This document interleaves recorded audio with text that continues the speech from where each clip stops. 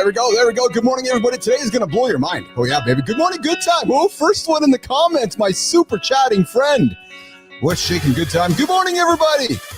We're diving into the exercises scientifically proven to ignite your love life. Yeah. Gym shorts not required. You might want to go buck naked. Plus the unspoken social rules you've definitely broken this week. Trust me, I know you have. And we've got a Grammy-winning rock star. Yeah, let's repeat that. We've got a Grammy-winning rock star in the lab who's keeping Tom Petty's spirit alive. You know, I'm free falling. Yeah, singing in the opener, Jimmy. I know that Johnny's going to pull some singing out this morning. We're going to reveal the surprising truth about why pork, the other white meat, is the reigning champ of meat worldwide. Uncover the hidden recovering benefits of quercetin and share what not to say at a steakhouse. This one's from my mom. Yeah, true story. Your chef's going to beg you for what you're going to learn today on the show. Plus some juicy details of what happened when I said goodbye to endless meetings. I'm excited to have this conversation here today, especially with what's been in the news with Zuckerberg and so forth around this idea of meetings. So we're going to talk about that later on today. But before we jump into the big show here today, good morning, Rufy. I know you're out there. Good morning, Good Time. Good morning, Holroyd. I know you guys are all out there this morning. Thanks for joining the conversation. Before we jump in, I remind you guys, subscribe to the channel, like the channel, tell your friends about the greatest morning show on the planet, Mornings in Live with Keith and Friends, my buddy John Andersen and myself. Good morning, Lady Drew. I see you out there as well. And just a reminder, guys, this is an R-rated experience. If your kids haven't learned the headphone etiquette, and if your kids haven't heard the F word, S word, B-bird, I would remind you and ask them to leave the room because they might be offended. Good morning, Amy Reinhardt. The community is here. Good to have everybody. Jimmy, let's bring in the buddy. Let's bring in my buddy, my brother from another mother, Johnny Andersen. What's shaking, brother? Good morning. I am a little tired to say the least. Goodness gracious. Oh shit. Dude, yeah, we did I did a collab with a training collab with one of my old Strongman buddies. Yeah. So much fun. Much fun. Where did you guys go? Where'd you guys go?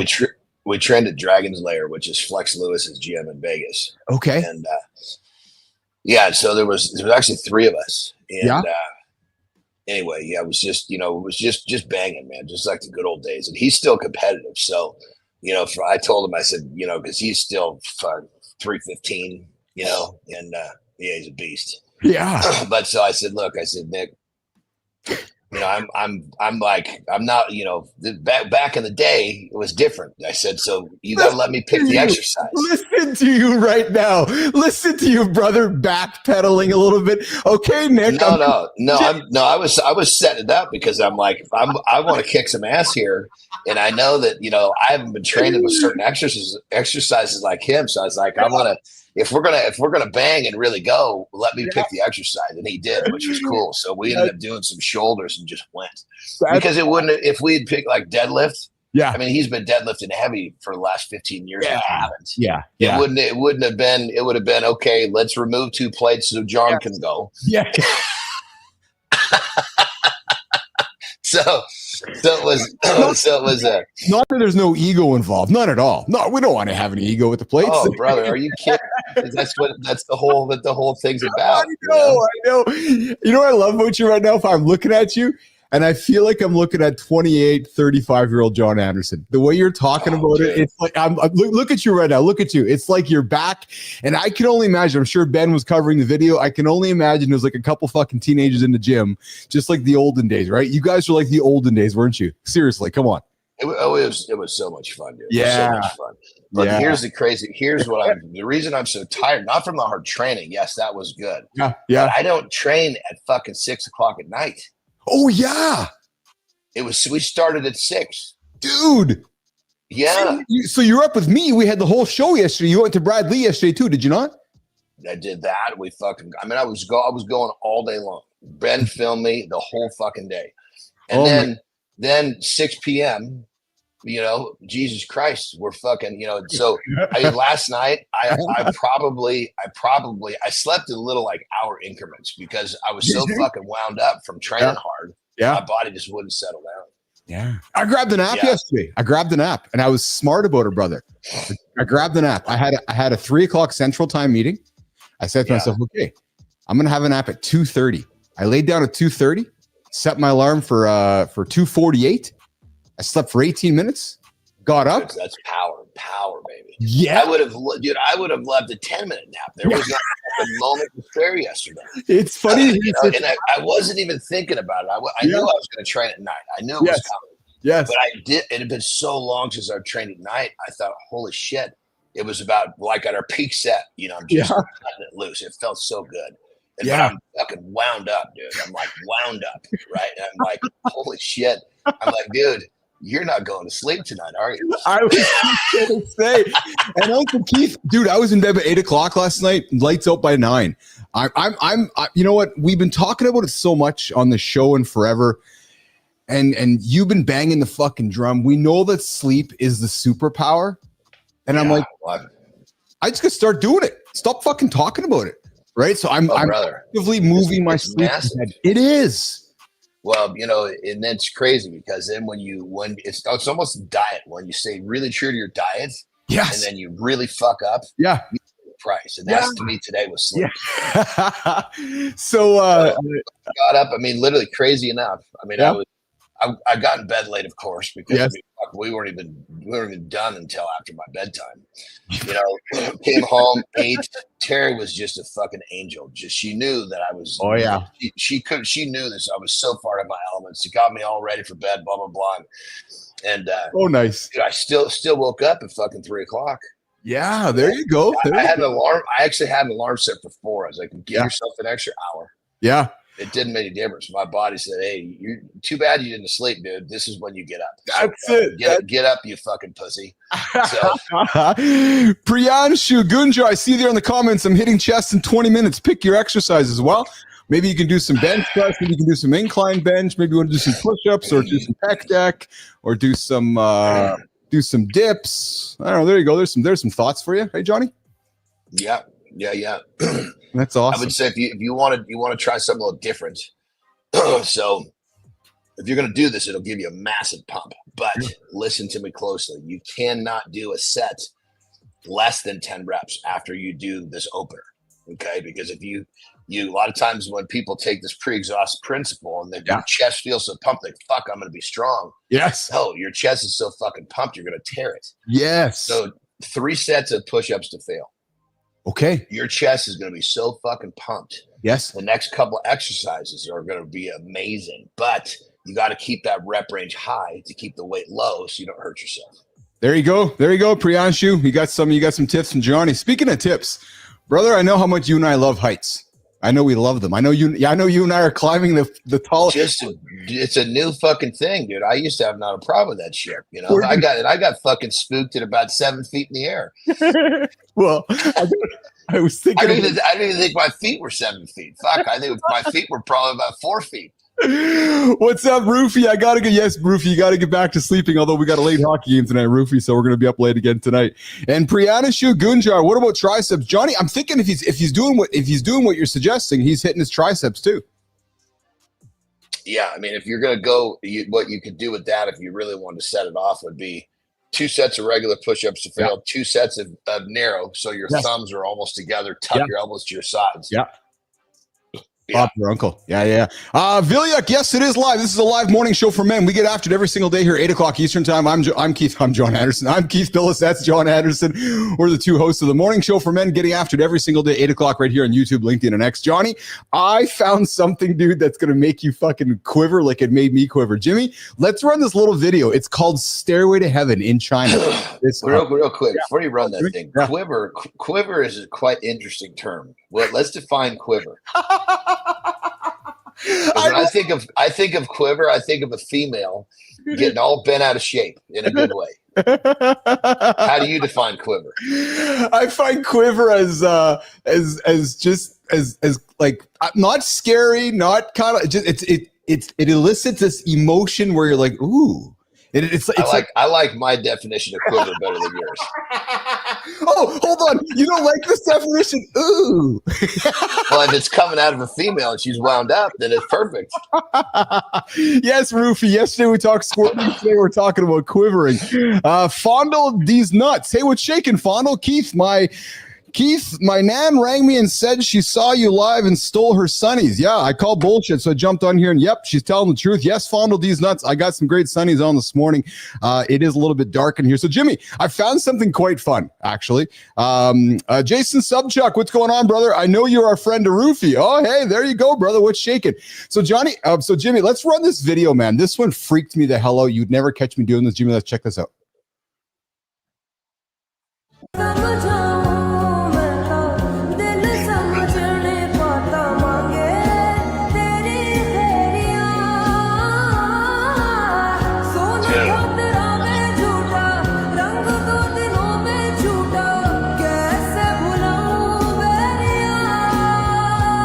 Like it's called Stairway to Heaven. Dude, you know what I want to know? I want to know how the fuck is that thing attached up top? That's my first thing. Me too. I was like, okay, if that thing is like, number one, if that thing's really attached, and number two, if those cables look like they're going to support me, now this is even an open conversation. Mornings in the lab with Keith and John at the top of the fucking ladder one day in the future. And I can tell you, none of the people in the show this morning are joining us. Paranshu's not joining. Lady Jew's not joining. Vilnick's not joining. Good Time's not joining. Nobody's joining our show. Let's see, here's the thing. Who hooked it up? Well, brother, no shit. Fuck, man. But here's the thing. I love to push the limits. I know you do, yeah. But I like to push the limits on things that I feel add value to me or my loved ones. I don't see where that fits into the equation. Yeah, no, you don't see any value at all by experiencing that, eh? Well, I love. I mean, again, if somehow, some way that was going to lead back to, I guess that's one of those push the limits that would have made sense to me 20 years ago. Yes, absolutely. Hey guys, ever wonder if your workouts could actually heat things up in the bedroom? Well, listen, I got a few things for you guys to think about. Here, how about some specific exercises? Hey, what's your name there? Priyanshu, I got something for you. Here's some exercises that might help you in the bedroom. Yeah, like quirky pelvic floor moves, moves that might actually enhance the sex life. And things like, hold on, I'm looking here. So research is consistently linking improved physical fitness to enhance sexual health. So guys, get after your cardio today, right? To improve that blood flow critical for arousal. Core training, Johnny, great for great for stability. And here's one that I was kind of throwing at the pelvic floor exercises, guys, like the Kegels. Right, to boost the orgasm intensity and reduce the discomfort. And then, guys, hip mobility.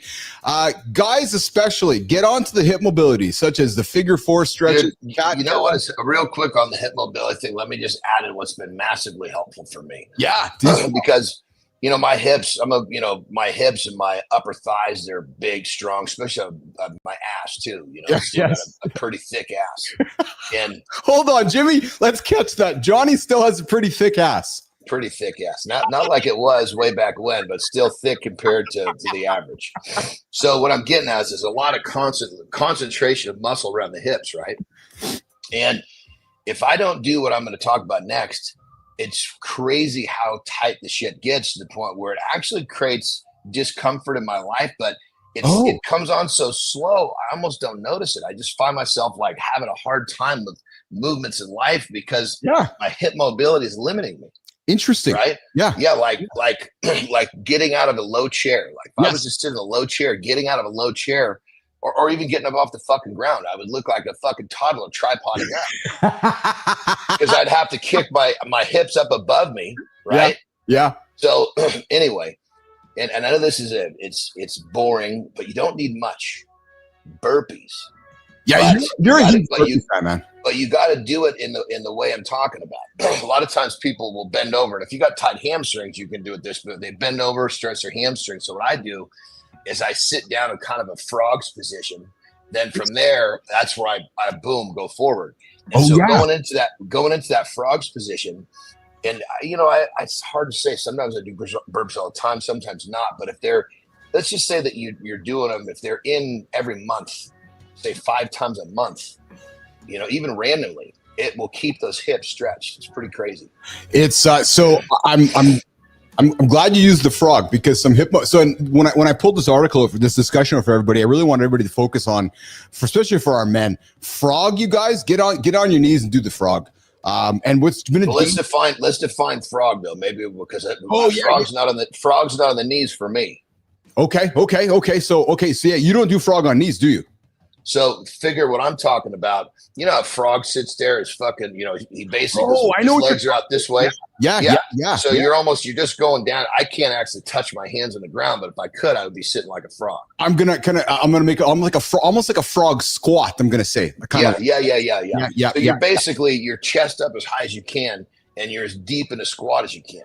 Yes. Like if you're not used to doing this, you're probably not going to get your butt even near your heels. It's interesting to say. I love that. So there's 3 exercises I love for my lower body, for my hips. What's going on, Benzie? I see you there in the comments as well. Lucas Grant, I see you there as well, my friend. God, we got a lot of people happening on the show here today. Good morning, everybody. Rich, I see you there as well.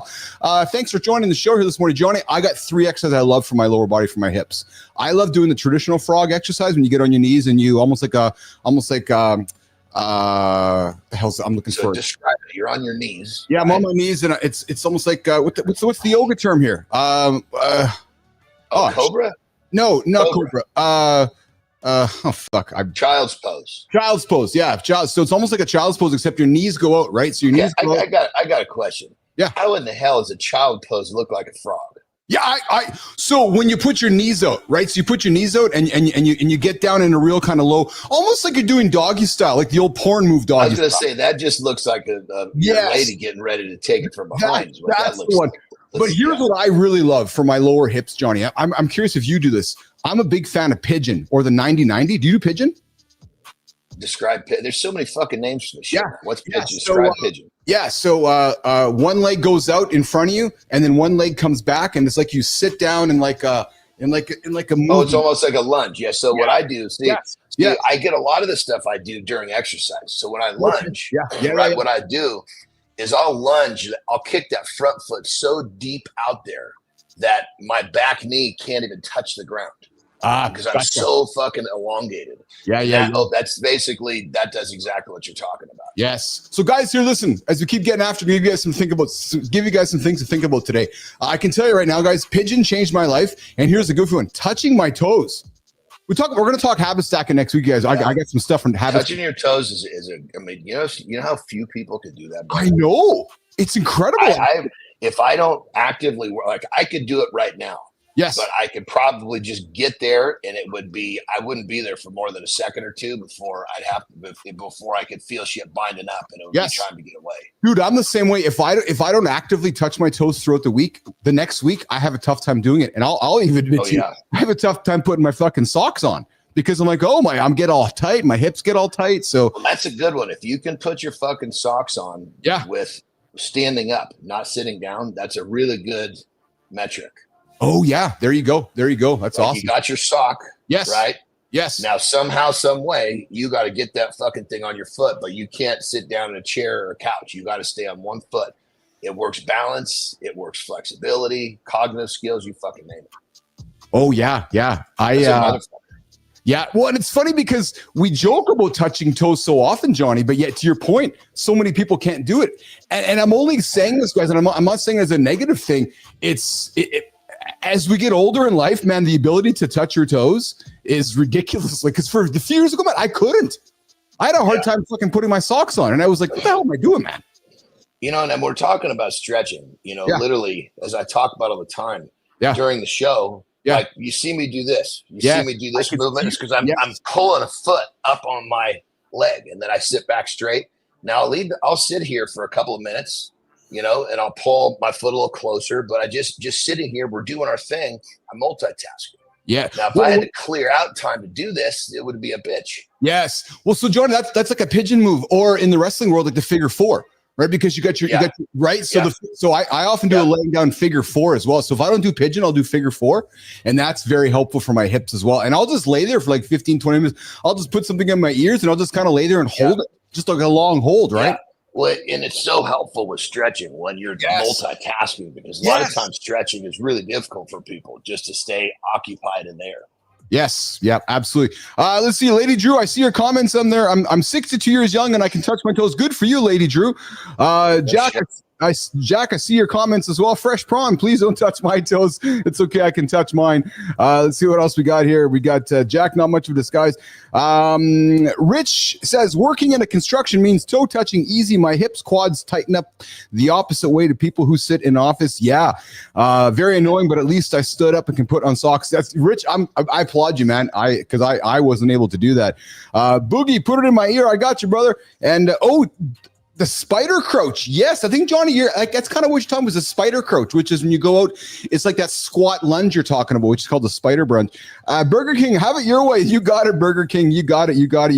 All right, we're going to do the accountability check-in. We had somebody showing up, Johnny, but I guess it's not showing up today. So we had a guy, brother. Yeah. I think when people don't show up, I think even mentioning it is giving that whole thing attention it doesn't deserve. Yeah. Oh, I know. I looked at the site. I'm like, oh, they're not here, so we're going to keep it rocking and rolling. It's their loss, baby. You're going to go for a piss break. A lot of energy on the show here today. Good morning. Good morning. I'm Keith Bilous. That's John Andersen going for a piss break. I welcome you all to the greatest morning show happening every single day, 8 o'clock Eastern time, right here. Yeah, right here. Right motherfucking here on YouTube. And if you guys want, we're over there on X. And then we also over here on LinkedIn. Jack, and what's the topic in here today? Well, we were talking stretching for the last 15, 20 minutes. We're going to talk about saying no to meetings after the accountability check-in. We got some conversations. We got a conversation happening about if you go to a steakhouse, how you shouldn't be ordering your steak. This one's from my mom, all joking aside. She's like, yeah, I'll get it medium, but I want it well done. It's like, what, is it medium or is it well done? We're going to talk steaks coming up and later on in the show as well. But guys, at this time, we do something called the accountability check-in. It's content to give you guys something to think about.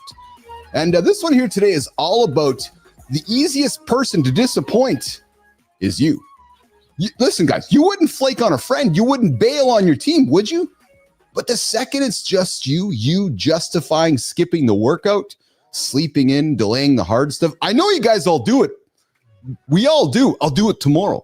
I'll do it someday. I'm going to start that day next week. One day I'm going to do this thing. Really? But here's the thing. Tomorrow doesn't fix anything. Someday doesn't even exist. One day won't happen. Every skipped promise, you guys, becomes a pattern. Wake up time, it slips, you hit the snooze button. Workout, I missed it again, I'll do it tomorrow. That new habit, you've written it down. It's next to I'm starting soon. Right? Roofie, uncommon kindness, man. We don't subscribe to the idea of starting soon. Uncommon kindness and kindness happens right away. Right? No one else sees it when you're doing the things that you do, but you do. And you're stacking a life on broken agreements. 3 months from now, I'll do it someday. You'll be living the results of what you allowed. You know how I had the conversation 2 months ago that June was around the corner? All you guys waiting to get to June to go to the beach, you're going to wake up in June going, fuck, I'm still fat. Yes. Because you asked yourself this question in February going, someday I'm going to start doing getting some sleep and getting some better food in my body. And then June shows up because you were focused on someday. You were focused on one day. So here's the question. Are you going to honor the commitments that no one tracks? Will you keep showing up when it's inconvenient? And will you do the hard thing without an audience? That's the trick, you guys. Will you do the hard thing without an audience? Because that's where self-respect lives, and that's what separates ambition from action. And that's, guys, how results are built quietly, daily, and relentlessly. And what's the point of this show? The point of the show is to give you guys the momentum to get after it. The point of the show is to give you guys the momentum to remove someday from your vocabulary, to remove one day from your vocabulary, and to inspire the self-respect you all deserve every single morning. All right. Oh, I see all the guys in the comments there. Good time. I see you there, brother. Holroyd, good to see you as well. Matthew Roof now. Yes, a lot of good stuff here. All right. All right, Johnny, let's see here.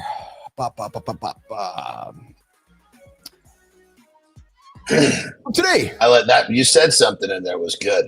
It made me pop. I was good. Fuck, I'm still fat. Yeah, because you know what? We know there's been people listening to our show in January and February. They're like, yeah, I'm going to get to my body in June or sometime. And then June shows up and nobody's there. What the hell? I just posted a video about that. I know you did. Are you going to look in the mirror and say, God damn it, I did it again? Right. And yet you knew in January and February when you woke up, you're like, okay, I'm going to do this, but yet you never got after it. So, all right, I want to talk about meetings, Johnny. I know this is one that you're all about, I'm all about, and the world is all about. And you got me till 40 today. Okay. Because I got a whole nother fucking day of collaborating. Yeah, that's awesome. Dude, Ben's got this little fucking camera now, right? He's got this little fucking camera. It's handheld. So the camera's about the size of his thumb. Yeah. So we never get popped going anywhere because nobody fucking knows what it is. Oh, yeah. He just sits like this and he can fucking, it films, and it's like, we can go wherever the fuck we want. So it just runs nonstop. Do you actually have grief sometimes from people that are giving you grief on the camera? Yeah. Oh, yeah. There's a lot of times people don't want you to film. Oh, is that right? Interesting. Well, it's so fucking stupid because Jesus Christ, like if he brings his big rig, right? Yeah. Then it's like people will come, boom. You know, either they're coming asking questions or that no, you can't do that here. But then you have some fucking Yahoo on his phone. Nobody gives a shit. You know what I mean? So we're like, well, fuck, we got to get rid of it because the phone quality is not that good and he fills it up too fast. We need much bigger memory. So we got him this thing, and it's literally, it looks like it's like I can't, it's about like that. Yeah. It fits it, not even as big as a toilet, like a toilet. What the fuck's the center of a toilet thing? A little thing it looks like this is the camera right here. Yes. Yeah. I know. He just holds it down. He Yeah. just holds it down and fucking bam. That's awesome. That's awesome. We got some questions from the community this morning. Geez. Tipsy Texas, have I ever been threatened with a tire tool? No, I haven't, but maybe you're the first. I'd love to be threatened by a tire tool. Bring it on, brother. Hold on. How do you get in a situation where you're threatened by a tire? That's my question. How in the hell did you allow yourself to get into that place? That's what I want to know. I love the curiosity around that question. Well, I mean, it's like, okay, you know, have I ever had an AK-47 pointed at the side of my head? No. I never will, because I'll never go into a position where some bastard's got one and he can do that to me. But why the hell am I in a situation when somebody has a tire tool? Maybe it's road rage or something. I don't know.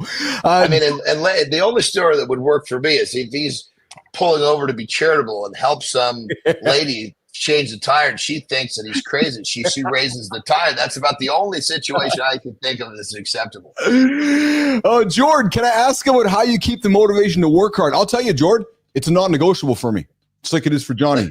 Here's the thing with like this. Winning, you never get tired winning. Mm-hmm. It's only, you get tired when you're getting your ass kicked.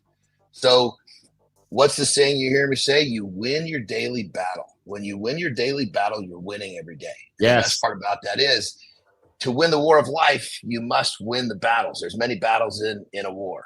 So you win your daily battle, you're winning, you don't get tired. Yeah. So true. So true. All right, Johnny, let's talk about, let's get into the deep dive here today. So I got to tell you, man, as I was building ICUC, and for some of you guys that don't know my little story here, I started a social media company a few years back, had a big exit and, and so forth. But $50 million exit for those of you that don't know. Wow. Just a humble Canadian. While I was growing the company, Johnny, and I even subscribed to it today, I started saying no to meetings. Because I found that meetings were all about everybody else's time except my own. And I want to talk for a few minutes today about the power of saying no to meetings. And I know that you're a big fan of this as well, because so I know you're a fan of meetings, but I know you're also a fan of subscribing to a calendar, rigid on time, and rigid in a good way, and rigid in managing productivity around your time. Now, when I started saying no to meetings, Johnny, you know what happened actually? All the accountability went back on. If I was to do role play, all the accountability went back to you, because you're like, well, Keith, what do you mean you can't meet? No, Johnny, put some time and put some thought into what we're going to talk about, articulate it, roll it out into an email or into a memo. And then I want you to deliver it to me so I can wrap my head around it, so I can read it and talk and think about it in advance. Then we'll talk about it. But I don't want to go to a meeting just to have a discussion about the meeting so we can set up another meeting. Do you follow what I'm saying? Because I think a lot of companies, a lot of corporates, a lot of people meet for the sake of meeting so they can meet again for another meeting. The meeting becomes this kind of misunderstood. Like, okay, yes. We have an hour meeting. Yes. Well, fuck, what if it only takes 5 minutes? Yeah. How about we have a job to do. Let's mentally connect, solve this problem, and get back to what we're doing. Because the idea of like you schedule time for a meeting, okay, did the job get done? Yeah. Well, then I guess this task, the meeting is not over. And so it's just people waste time with meetings because it's scheduled.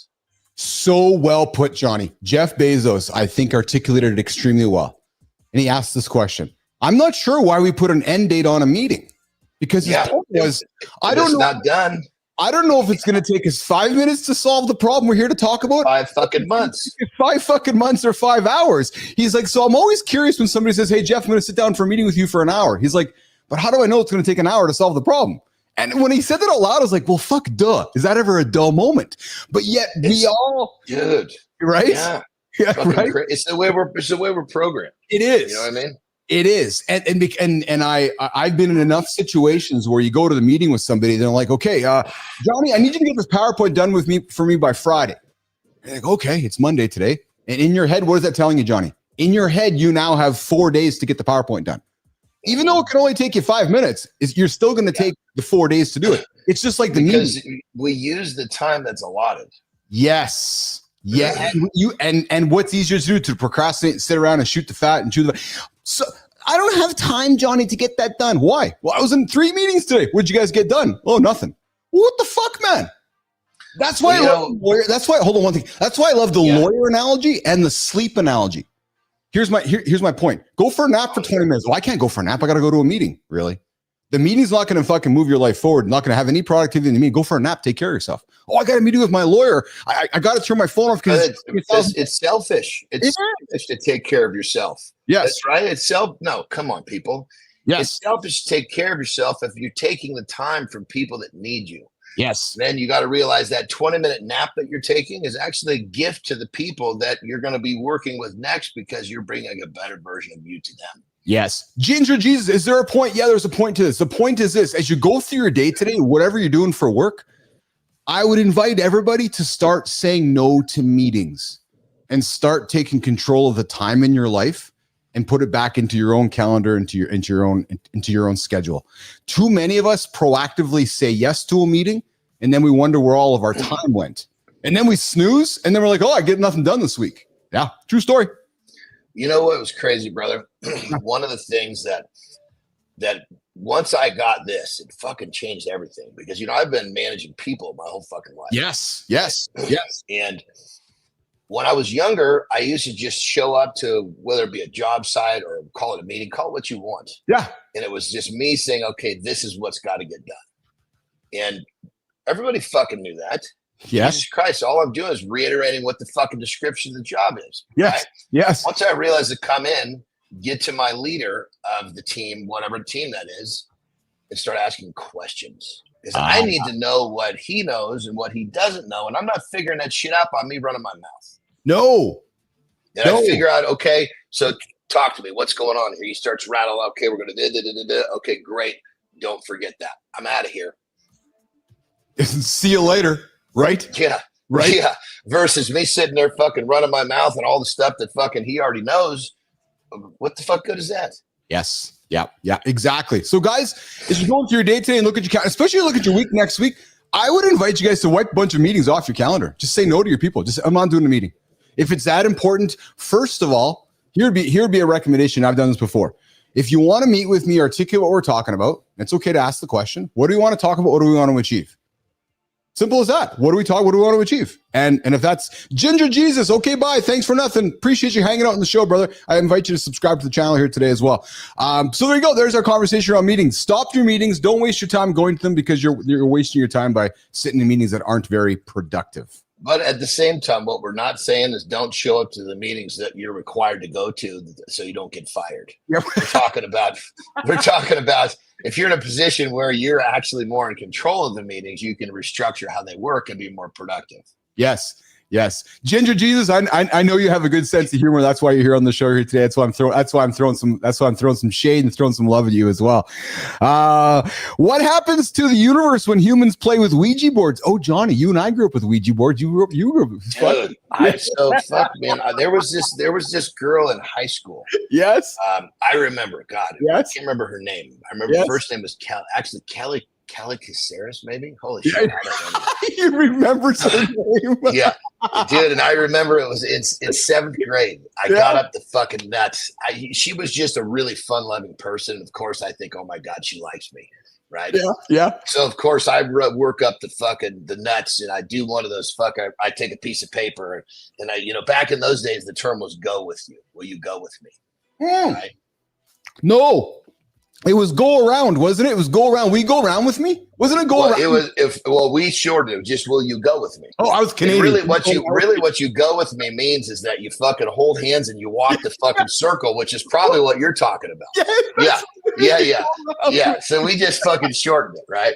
That was it, because the people that were together, they held hands, and they had to lock fingers like this, because God, if you held hands like this, you were fucking weird. Yes. So I took the piece of paper. Too. Yeah. I took the piece of paper. I write, "Will you go with me?" And the little fucking bitty no box and the fucking giant yes, right? And I give it to her, and of course she checks the fucking no box, and I was crushed. But anyway, so fast forward into high school, she somehow got into this fucking Ouija stuff, and it it fucking she got truly weirded out, had a hard time functioning in life, because felt like that board was communicating with her, and she was it kind of changed her for a while. I like that. I feel like my day has been wrecked, because Sapper Skrilla says, Johnny, Ouija boards are fake and have no real power. What? It was literally made up by the Parker brothers. Johnny, what you and I grew up with being taught has been unraveled all but listen, but hold on. What you believe is your reality. Yes, that's right. I mean, look at how many people believe they're not fat. Yes, this is true. This is why you have a coaching business, though. But the Ouija board, fucking, it's of course it's just kind of a hustle. But I mean, I've heard of people that have somehow had experiences where they're clearly pushing that fucking board, that little thing, whatever it is. Yes, it really fucks them up. Yes, it's a fascinating exercise, because there's somebody within the group pushing that little thing around that it's like, okay, I'm gonna fuck with Johnny and I'm gonna push it over here, and Johnny's like, right? Somebody with a finger on that board is saying, you know what? I know this is bullshit, and I'm gonna fuck with the person on the other side. That's exactly it. And we've all been around that person. They're like, all right, I'm going to fuck with Andersen. I'm going to push this thing around and to fuck with his head. Oh, my good, man. Posh, no, we're not turning the volume down. We're only going to turn the volume up. As a matter of fact, I got to walk my brother out of here. We're going to quickly say goodbye to him. So, Johnny, you're leaving I'll give you 5 more minutes. I'm fucking, because when I finish this, you know where I got to go? I know, yeah. So you're building up to it then. You're rooting right now. Right now I'm just looking for some gumption, baby. You're like Kiki, or what's your other one? Midas. You're rooting around looking for your spot. You're just wondering when it's going to come out. And then Jimmy John's going to go, I got to go right now. The rooting is stopped. Boom. That's it. Yeah, I'll give you 5 more minutes, because if I went right now, I probably wouldn't get out of this chair. So I'm going to sit in this chair with you. That's right. So when you leave here, where are you going? So run me through your morning, pal. You're leaving here because it's early in Nevada right now. When you're leaving the show, you're going for a dump. Then where are you off to next? So we're getting picked up. My videographer is going to be here at 8. And then we're getting picked up at 8:15. Yeah. We're going to do another collaboration in a gym. I'm not sure which one. Yeah. Then I'm so happy for this part of the day. Yes. We're actually going to like a pool party cabana type thing. We got a cabana. So we're meeting some people there, doing some collabs there. So the fact that it's going to be after the training session, which I'm still fucking whipped from last night. Yeah. Then it's basically it's pool attire, chilling there, so that's going to be a big chunk of the day. We're going to do we're actually meeting with a few different people there. So that's fun. That's fun. A little bit of chill time by the pool. Let's see here. Bernard Artist says to us, Johnny, I bet once you see one fly, the Ouija board, once you see that thing fly across the room by itself with no one touching, it may give you an impression. Yeah, true. Dude, everybody's got moved by the Ouija board here. I know, it's true. It's a relevant subject to all of us here. Not Nautilus Maximus, I love you too. Thanks for showing up on the show this morning. Bernard Artist, good morning. You're hanging out with myself and John Andersen, the two hosts of Mornings in Live with Keith and Friends. We get after it every single day here at 8 o'clock Eastern time. We're here on YouTube, LinkedIn, and X. 007 is here. Do the underworld still exist? Just asking. Yeah, I think so. The underworld exists. 100%. Just over there in the corner. Johnny, underworld exists, eh? Oh, yeah. Just over there underneath. You know, I never fucking thought about that. The underworld? We haven't talked about quickly before you go, dude. Sorry, I have to have some fun here. I just have to have some fun. And I know I have a platform to have this fun, but I got to have some fun. All right. So, is there any coincidence that the last person to see the last Pope was J.D. Vance? And is there any coincidence that did we talk about that already or no? Yeah, I know, but there's a new Pope who's American that we announced yesterday. Okay. I didn't catch that. So I'm just wondering out loud that, we didn't want that guy. We want the new guy. So Vance goes and meets the old guy. The old guy's no longer around. And the new guy comes out, happens to be American. There's actually photographs of the guy at the 2005 World Series here in North America, the new Pope. What? But wasn't the one that died? Wasn't he pretty old? Wasn't he old as the hills? Yeah, Pope Francis. Yeah, he was ill. So we got a new one. I couldn't remember his name. Forgive me, Francis. Yes, Francis was my grandmother's name. Yes. And listen, to anybody who's going to get your knickers in a knot for Keith and John being blasphemous, no. We're both a couple Catholic boys here. We believe in spirituality and the whole God. We like to have some fun. So all my Catholic friends, we got a brand new. I don't know that we're really. How is it that somebody can get bent out of shape about us talking about what we're talking about? We're not. Some people just get all weirded out by some crazy shit. But Pope Leo. Some people, but these are the people that get weirded out. We could be talking about fucking traffic, for God's sake. Yeah, this is true. You can't help these people. They're going to get. You can't. If you say anything, they get weirded out. If you say nothing, they get weirded. They're just getting weirded out. Yes, yeah. So I was having a dump yesterday morning when the gray smoke came out, and I got an alert on my watch, and it said, "Oh, gray smoke coming from the conclave," which means they didn't have a choice. And I was like, "Okay." And then a couple hours later, I'm like, "Oh." Then I got the notification that the white smoke was brewing and that they had a new pope chosen. What a really interesting ceremony that all is, eh? You follow that? It's crazy, man. And then there's a series on Netflix called The Conclave, which talks all about that. But that is fascinating shit to me, man. Super fascinating, actually. Right, so new pope. I gotta say, brother, you keep me more up to date on what's happening in the world. I know I'm do. More up to. I swear, because I don't watch the news. I know I swear to God, I know more about what's happening in the world now. Yes, like because my mom's always busting me. You need to watch the news. You need to know what's going on in the world. And all of a sudden, I do this with you. I'm having conversations with my mom, and she's, "Are you watching the news?" No, not watching the news. You're like, "No, Mom, I am the fucking news. I'm hanging out with my buddy Keith. We're talking the news." I know, and I love this because I know I can find little snippets to put in your ear and add value to your life, which is always a lot of fun here. Man, we got a lot of comments here in the community this morning. Ginger Jesus, you made me laugh as well, and these are on the. I didn't even realize. I'm so tired. I've been on the horizontal. Yeah, we got the vertical. Fuck, where are all these comments? I don't see anything moving here. The vertical feed's rocking today, man. We got a lot. Did you see the pigeon that had his 50 minutes of fame? Yes, I did, Roofy. The famous pigeon flying around because the smoke was billowing. Man, it's always been about money, but now it's time in the open. Ginger, you came across a squirter once. She's not allowed in my car anymore. You missed the conversation yesterday. We brought Seymour Butts into the conversation about how we can make girls squirt. We talked squirting, and we learned that it's a scientific thing. It's just there's no craziness going on here, Johnny. I'll tell you, man, the squirting conversation yesterday was quite popular. I had a lot of comments yesterday throughout the day. I'm telling you, when I saw that, just like when I realized I needed to be a big, strong dude. I was like, okay, I made a decision. That's what I'm going to do. Right?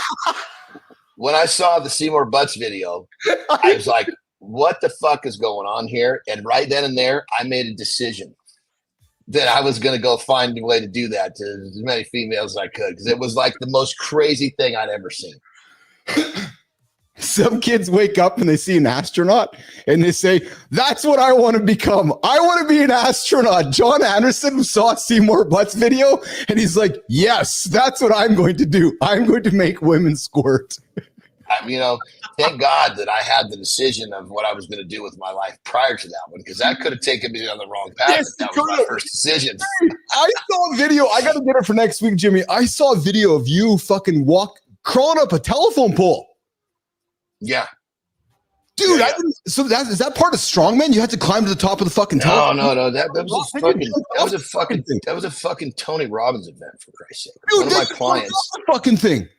Yeah, one of my clients, really fucking cool, man. One of my clients, yes, he fucking bought me a full, paid for everything. Yes, we went to fucking Fiji for over a week. Yeah, and did this fucking Tony Robbins event, and that was one of the things.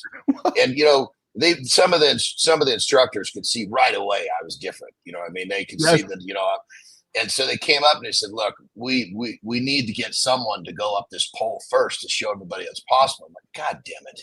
Because they were saying, if you really don't want to do it, you don't have to. I'm thinking, well, fuck, I really have no interest in climbing this pole. But then I realized that it was like they were relying on, helping the sheep needed, that first one to go. So I fuck, all right, strap me up, God damn it. So I climbed, and the funny part was I had a full blown fucking like tear in my bicep. I'm climbing that fucking thing, and my left arm was like, oh my God.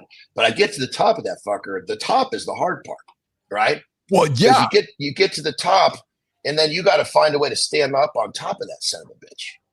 Well, I saw you standing on top of that son of a bitch, and yeah. you were at a different time in your in your physique as well. No, that was right shortly before we started, brother. Then you jumped off the fucking pole. Yeah, of course. That's what the whole fucking point is. Where did I didn't see the landing? Where did you land? Well, they got that fucking thing hooked up on you. Oh, they had a guide wire on you. Oh, okay. I didn't see the guide. Yeah. Oh, okay. Yeah. So I get up there, right? Because they got this little fucking Fijian, right? Yeah. And he's got this fucking pole, and every time I go up, he's wrapping another thing around there to secure when I jump. Yes. So I get up there. What you didn't see in that video, because Ben clipped it out, was I get up there and I'm standing ready to jump, and I look down and I said, "Are you ready?" Oh, yeah. Because the little guy holding on to the fucking thing, if I wasn't piling off there and he wasn't holding on, where was I going to go? They're not used to having a dude that big up there. Are you ready? Because you would have jumped up and he would have went over. I was like, fuck, man. This is not good. I know I can get to the top there, but when I see a situation like that, I think, how often do they deal with a 285-ish pound person dealing with this? Yeah. Like the fucking harnesses, fuck, they barely get the harnesses over my shoulders. It wasn't, again, just not accustomed to. So, but yeah, it was just one of those things where, I mean, in my mind, it's like, okay, it's going to be a bitch. Let's just fucking go get it done. I swear, people were standing at the bottom of that fucking pole just sobbing because they were so scared. I will admire how agile the big man was going up the pole. You were quite agile, brother. I was watching you go up there. Holy fuck, you're pretty agile. Well, brother, this is one of those things where you don't have a fucking choice. If you're walking a fucking tight wire, you better fucking figure out how to take a gentle step. Yes. But that's one of those situations where your body just figures out what to do. Yeah. Oh, I'm sure. Right in the moment, you just got after. Right, you're just boom, boom, boom, boom, boom, boom, boom. Right. So. Yeah, and everybody thought it was so fucking great. Let's just, I was the first one to go. That's all. Because then once it was crazy. Once I went, then at that point, people realized it was possible. It's just like it's the same thing with the guy that ran the mile. Yes. Jimmy, we'll get that video for next week. I want to run it with Johnny on Monday. I got to tell you, that fucker was, I don't know how high it was, but that fucker, it took you a couple of minutes to get up there. Dude, it looked high. Like it looked like a regular. Dude, the little Fijian I was pointing at, I mean, I had to fucking raise my voice to get him to look up, The little Fijian. Are you ready? Are you ready? I'm about to jump. Yeah, like I want the fucking thing wrapped around your forearms. I want it around that because he's wrapping it around something down there. So when I jump, it'll Oh man, so funny. Okay, you probably got to rock and roll. Yeah, I got to run, brother. So is today Friday? Yeah. Yes, it is. You have a great. You have a good weekend of the loop. We had a great week of shows. I look forward to connecting with you on Monday. You're back in Cali on Monday? I am. All right, pal. So you know what it means? It means I'll be smoking my fucking cigar at 5 I know you will be. You have a safe, fun day today. I love you, pal. Have a good one, okay? I love you too, brother. Have a great weekend. All right, pal. All right, Johnny's going to get out of here, you guys. John's going to get out of here. We're going to keep the show rocking and rolling. I'm your host, Keith Bilous. Mornings in the Lab with Keith and Friends, the only morning show to help you guys get your ass out of bed. That's my co-host, John Andersen, joins myself every single day here in the lab. And Johnny's out to do some crazy shit out in the wonderful state of Nevada, in the wonderful city of Las Vegas. And Ginger, you're still here. Brother, I appreciate you, man. I'm glad you got some laughs. Ginger, I know you're curious what the hell is this show all about. Well, the show is all about helping men get up and get after it every single day. It's about getting up, getting after, making good decisions, making positive decisions. And why? Because I have made my fair share of bad ones throughout life. And so is John and so is Marty. And, you get to a point where you're like, hey, I think there's better ones that I can make, and maybe I can help others make better decisions. So we talk about fitness, we talk about business, we talk about lifestyle, we talk about habit stacking, we talk about consuming protein, we talk about getting good nutrition in us. And we talk about, the crazy shit in life too. We talk about squirting. We talk about squirting in an Uber. 2 weeks ago, we talked about, tips to improve your your solo life expectancy work, AKA, we talk about improving your jerk off skills. Yeah, true story. We had a conversation a couple weeks ago about how to improve your masturbation skills. Yeah, because guys, we know this for a fact. If we're having more sex, we're living longer. There's truth in that. If our wife or our partner or our significant other is having more sex, they're living longer as well. So if they're having more sex and we're having more sex, we're doing it together, we're all living longer. So we very much inspire and encourage and empower our community to get after it every single day. Sherry Sunshine, like getting new glasses so we can see our beautiful eyes. Okay, hey, here we go. Boom, boom. Here's my eyes, guys. What's shaking? I'm your host, I'm Keith Bilous. We've been having some fun here this morning. What's shaking, Sherry? Lady Drew there as well. Need more girls, not women. Yes. Well, Bernard Otters, you guys give me the Ed Milet vibe. Jimmy, I don't think I know who Ed Milet is. Bernard, I'm going to admit that on the air here. I don't know who Ed Milet is. Maybe I'm just some old dude that doesn't know who Ed Milet is. But I do have something for us to get into this morning, you guys. And I have a topic which is called unspoken rules that I know you guys are probably breaking every single day. I just know it because we all do. Have you ever wondered why some people just seem to miss those unwritten social rules we all secretly expect each other to follow? Let's spend the next few moments unpacking some. Okay, Jimmy, thanks, brother. The Ed Milet show. There we go. I see that. Okay, cool. Yeah, I don't know, Ed. Maybe Ed needs to come on my show. I want to unpack some tiny, frustratingly rude things that people do every single day. And I'm going to invite you guys all to consider listening in to see exactly how many of these you might be guilty of doing. Yes. What's going on, Clody? Necessity can be the mother of invention. I'm with you, pal. And understanding these social contracts isn't just about good manners. It's about creating smoother interactions, reducing unnecessary stress and friction, and fostering environments where respect and empathy thrive. So let's talk about some of these unspoken rules that we are walking through life, right? So according to recent conversations, and I found these all on Reddit, because we know if it's happening on Reddit, we know it's happening, it's true, right? So here's the first one, you guys. If someone is walking towards you and you're in a group, what do you do? Do you move into a single file to let them pass? or do you just stand in their way? What do you do? Do you respect someone's choice to decline alcohol with pushing? Here's a good one. You're going out somewhere and someone's like, yeah, I'm not going to have a drink. Are you encouraging them to have a drink anyways? Are you saying, no, just have one? Maybe just have a shot with me today.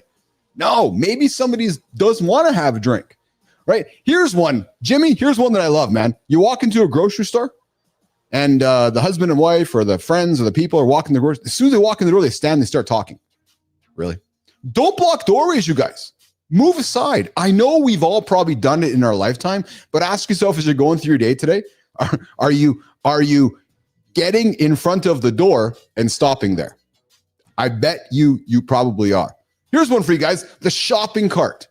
Do you leave the shopping cart blocking the aisle, or do you leave the shopping cart blocking the car? Yeah, are you the guy that goes out into the parking lot and takes his shopping cart and is like, yeah, I'm going to leave it right here because I'm too fucking lazy to walk back to the store? I'm thinking some of us have all done that. Here's another one. Avoid playing loud videos or music without headphones in public spaces. How many of you ride around on your bike or walking around with your music. It's like the old ghetto blaster days. Remember, Jimmy? I don't know if you remember this, Jimmy, because I'm the old dude here. You walk around with the ghetto blaster, playing the tunes, playing it out everywhere. But are you the person that's playing the loud music without headphones in public spaces? Yeah. Are you that one? Little boomers, you're the one who stole the baskets, eh? Matthew Roof, the world is full of pushers. Yes. Miserable people want company. Good time. Waiting rooms. Yes. I hear you on that one. And Bernard Aldous, take a path of least resistance. Too many of us. Hugh Wang, no, I'm not Jewish. I'm actually Ukrainian, Polish. That's where my descent, Eastern European descent, comes from. Ginger, you remind me of Shock Jock. Yes, Ginger, this is the plan. We're bringing shows that I grew up with. We're bringing it to 2025. Yeah, true story. So we're taking content that I grew up with, the old FM radio jocks, shock jocks, the Howard Sterns of the world. And like, hey, let's bring it forward to 2025 and have some fun with folks here on the platform and so forth. So what else we got here? Adam Holroyd, my pet peeve is the person who makes a sudden stop in the grocery store doorway. Yes, to check their receipt. I've seen that person, actually. They're walking out of the store. They're going to stop. Like, okay, yeah, I'm going to stop and do it right now here. Posh Love, can you please tell your friends not to purchase your property? Okay, my family is scamming you. I have an oath that I cannot sell that property. It's against the oath. They're not all my real siblings. That's a good one, Jimmy. I love that you put that out there, Posh. Oh my God. Scott Benzie, not lazy. By using self-checkout and putting the carts away is actually taking away hours away from workers. Oh, interesting point of view, Benzie. So interesting. By using self-checkout and putting the carts away is actually taking away hours away from workers. Well, so Benzie, I'm going to flip it around on you, man. I wonder if groceries would go down if we didn't have some of the workers that we knew. Listen, I'm not trying to get rid of the humans. We all need jobs, and I love my human being friends. I just sometimes wonder if we use technology to replace the humans, whether we can get cheaper groceries. I don't know. Here's one, guys. Treat walkways like roads. Keep moving and stay to the side. Yes. Never criticize someone's smile or laugh. I think we've all maybe done that before. I may have had it done to me before. Yeah, there's not a true story. Don't swipe through someone's phone gallery without permission. How many of you, man, had somebody's phone in your hands because saying, hey, Keith, check out my pictures. And then all you're doing is you're swiping. You're like, what the fuck, man? What are you doing? You're not swiping through my phones. Now, what are you doing, man? So if you're that person, I'm going to suggest you might not want to be doing that. Rick Clody, man, you started meddling now. Keith Bilous, great litmus test on character, the shopping cart test. Yes, that is the shopping cart test, man. You're walking around the store and just leaving the shopping cart just sitting everywhere. What else we got here? How about people who slow down in pull over to the acceleration lane and they sit there.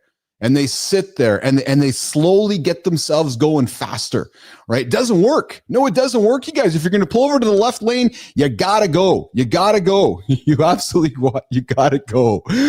How many of you guys don't wash your hands after restroom use? How many of you guys are just go to the bathroom, walk out, and are like, yeah, I did wash my hands, but I actually didn't. That was the whole COVID thing, right? Where everybody's going to wash your hands, wash.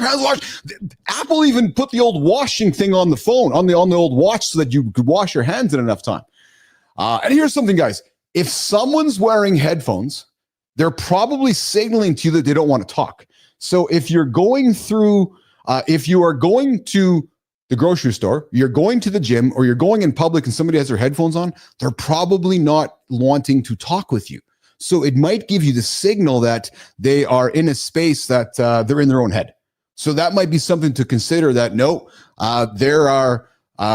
there's no talking going on. Ginger Jesus, Jimmy, we got the guy to subscribe. I think we need to do this.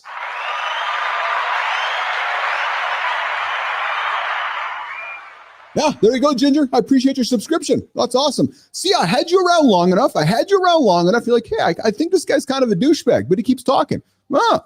He's actually maybe kind of nice. Oh, he kind of had some fun with me and threw me under the bus. And I don't mind that, because that's kind of how us guys have some fun. You know what? I think I'm going to take a second and I think I'm going to subscribe.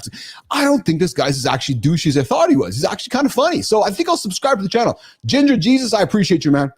we go after it every single day, and I welcome you to the show here every day here to hang out with us and have some fun. And, you dish it, I dish it, we have some fun. That's what it's all about here on the show.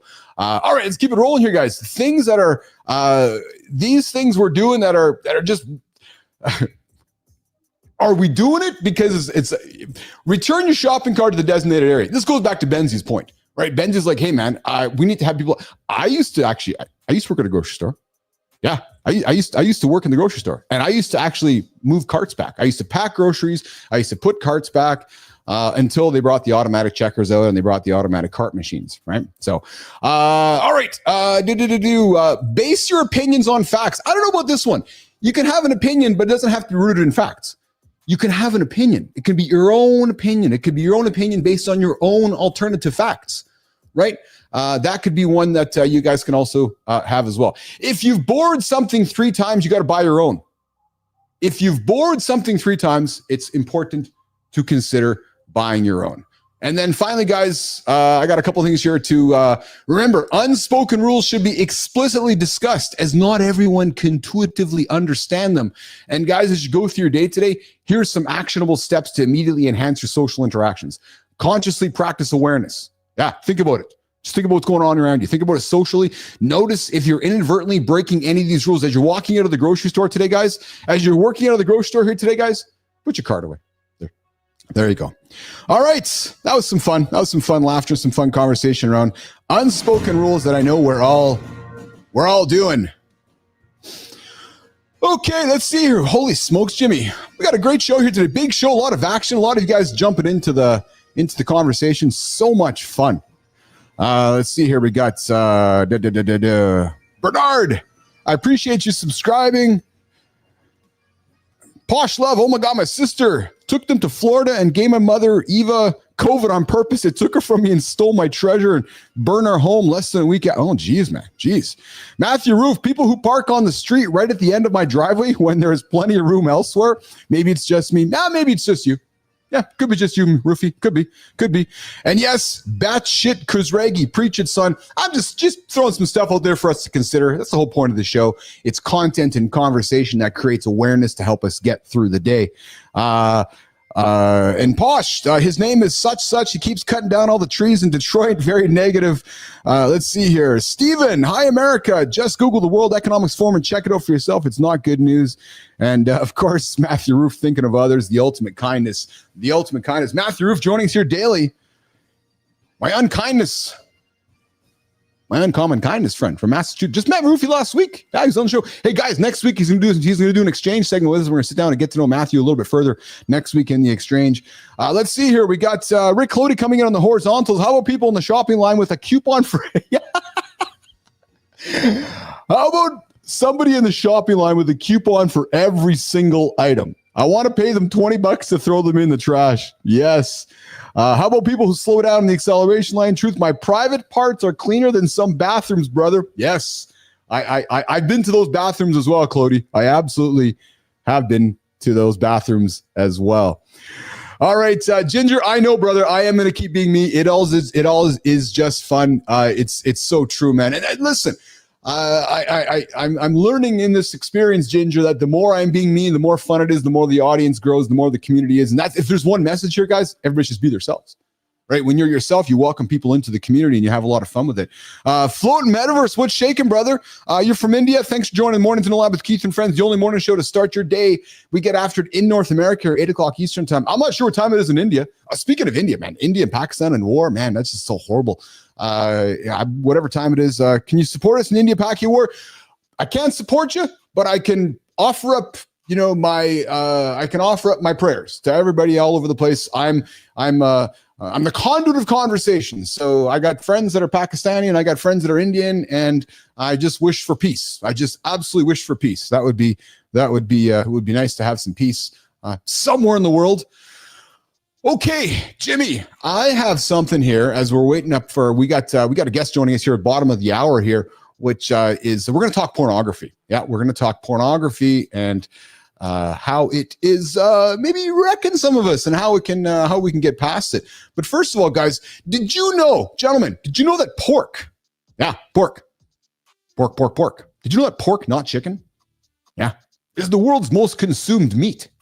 True story, making up a staggering 36% of global meat consumption. It's the other white meat, pork. So today I want to uncover the surprising facts about the global dominance of pork and what it reveals about culture, economy, and the cuisine around the world. Now, I thought this was an interesting topic, Jimmy, because we are always talking chicken. You can't go to a restaurant without having chicken on the menu. There's chicken everywhere. Chicken. But the reality is, guys, pork is the world's most consumed meat. And if you guys spend time following the show, you guys know that we lead and discuss protein often. Protein is the foundation to everything that we do, right? So I thought that we can talk a little bit about how pork is actually eaten more often than we all think it is. And understanding why pork remains the global leader in meat consumption provides insights into cultural identity, economic factors, and global food security, essential knowledge in this interconnected world that we live in. And Jimmy, I found some stats here, man. According to the United Nations Food and Agriculture Organization, pork's global popularity is driven largely by consumption in Asia. Yes, especially China and parts of Europe. And despite significant populations abstaining from pork due to religious or cultural reasons, guys, the sheer volume consumed in regions like China, Spain, and Korea solidifies its leading position. So if you guys are hanging out with me here in North America, you're seeing chicken all over the place. But the reality is pork's versatility and relative affordability have allowed it to maintain its top spot, even as poultry, especially chicken, grows rapidly in popularity and production globally. Jimmy, I got to tell you, man, Jimmy, I was down in Peru a couple years back, and dude, everywhere I walked to the restaurants, they had fucking guinea pigs just splayed, right? Like skinned guinea pigs. You don't have guinea pig, right? So it looks like a squirrel or a chipmunk the way they had them splayed on the plate there. So if you're in that region, guinea pig, I know, is the food pyramid good time. You know what good time? I got a conversation next week. I think it's a Monday show on how they're actually reverting the food pyramid and the great American administration. No sarcasm in that statement at all, you guys. No sarcasm at all. The great current administration is introducing a brand new food pyramid to, I'll call it North America, I think next week. So we're going to talk a little bit about that. Maybe it's all about inverting the food pyramid. But guys, think about your own dietary preferences. How much are they influenced by your culture and your environment? And have your tastes evolved with global trends, or have they remained rooted in tradition? Love to hear from you guys. Love to hear your thoughts. What's your go-to protein? Is it pork? Is it chicken? Is it beef? Or is it plant-based? Because that's the other thing, guys. I got a lot of you guys that have moved away from meat into a plant-based world. And it's myself. I'm a chicken guy. I go to chicken nonstop, and then I go to the eggs, right? And I do like my pork. I don't eat as much steak as I probably could or should. Yes, that's. So I'm curious, guys, what are you guys crushing for the meat? Let's see here. I got some more comments coming from the community, Jimmy. Man, what an active show here today. Yes, you Indians, you love your pork. I see your floating metaverse. And good time, they've been lying to us. They have been lying to us. And red hot chili peppers. I agree, brother. RFK taking the dyes out of our food is a good thing. Here's the question. Why the hell do we have to have the dyes there in the first place? Why? All you have to do is look at a box of Fruit Loops here in Canada and look at a box of Fruit Loops in the States, right? The box of Fruit Loops in the States, very different color than the box of Fruit Loops here in Canada. I don't know why they have to have the dyes. I don't know why. I really don't know why. So I agree with you there, Red Hot, that it's good that we're moving the dyes out of our food. Let's see. Take till you shit your pants, Lincoln. I'm trying. Is salmon good for protein? I don't know, Barrett. Do you think salmon's good for protein? I would welcome you to crush that salmon, man. Go to town. But make sure it's not farmed salmon. You don't want to have the farmed crap. You want to have the natural. You want to have the good organic salmon that is going to. Dude, I don't mind. You know what, Barrett? I'll true story though, man. I ate too much salmon. And I kind of got, I don't want to say sick of it, but I ate too much salmon, and it really kind of maybe turned me off of it. So I've cut back some of the salmon influence in my life. And yes, good time. Pocket meat is a must. And for those of you that are wondering what I'm talking about, our good buddy Johnny, if you meet Johnny in public, you will find him with pocket meat in his pocket. Yeah, true story. Yeah, he puts the old ground beef in a plastic bag, puts it in his pocket, and there you go. Yeah, always has beef in his pocket. Let's see here. We got Red Hot. I wonder if the Fruit Loops taste will change, though. Dude, I do love them too. I found some organic Fruit Loops. They were fucking great, man. Yeah, they were awesome. They weren't like the originals, all loaded in sugar, but they were still pretty good there. Red Hot. I would encourage you to try those out. Posh Love, B Love is my protection. However, jeez, Roofie. Yeah, today's unofficial episode named Pork and Porn: Eating and Beating Your Meat.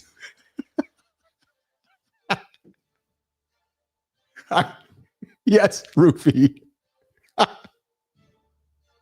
I'm sorry. Pork and porn, Jimmy.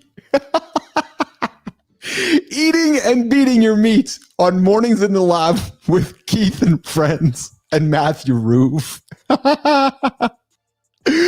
Oh my God. Plugs for days. Same here. I'm so over salmon. Yeah, I've kind of been there too, man. I just ate too much of it for a long time. It turns you off in said food when you eat too much of it. Dude, I had the same thing with beets. I grew up eating too many beets, and I just got sick of beets. What's going on, Reiner? If you want to know what's going on, Reiner, I'm just going to read you what Matthew Roof's title of the show is here today. Matthew Roof's title of the show, the unofficial name is Pork and Porn: Eating and Beating Your Meat with Matthew Roof. Yeah, I'm just saying what it is, Rainer. Just saying what it is. True story. What's going on there? Good to have you on the show here this morning.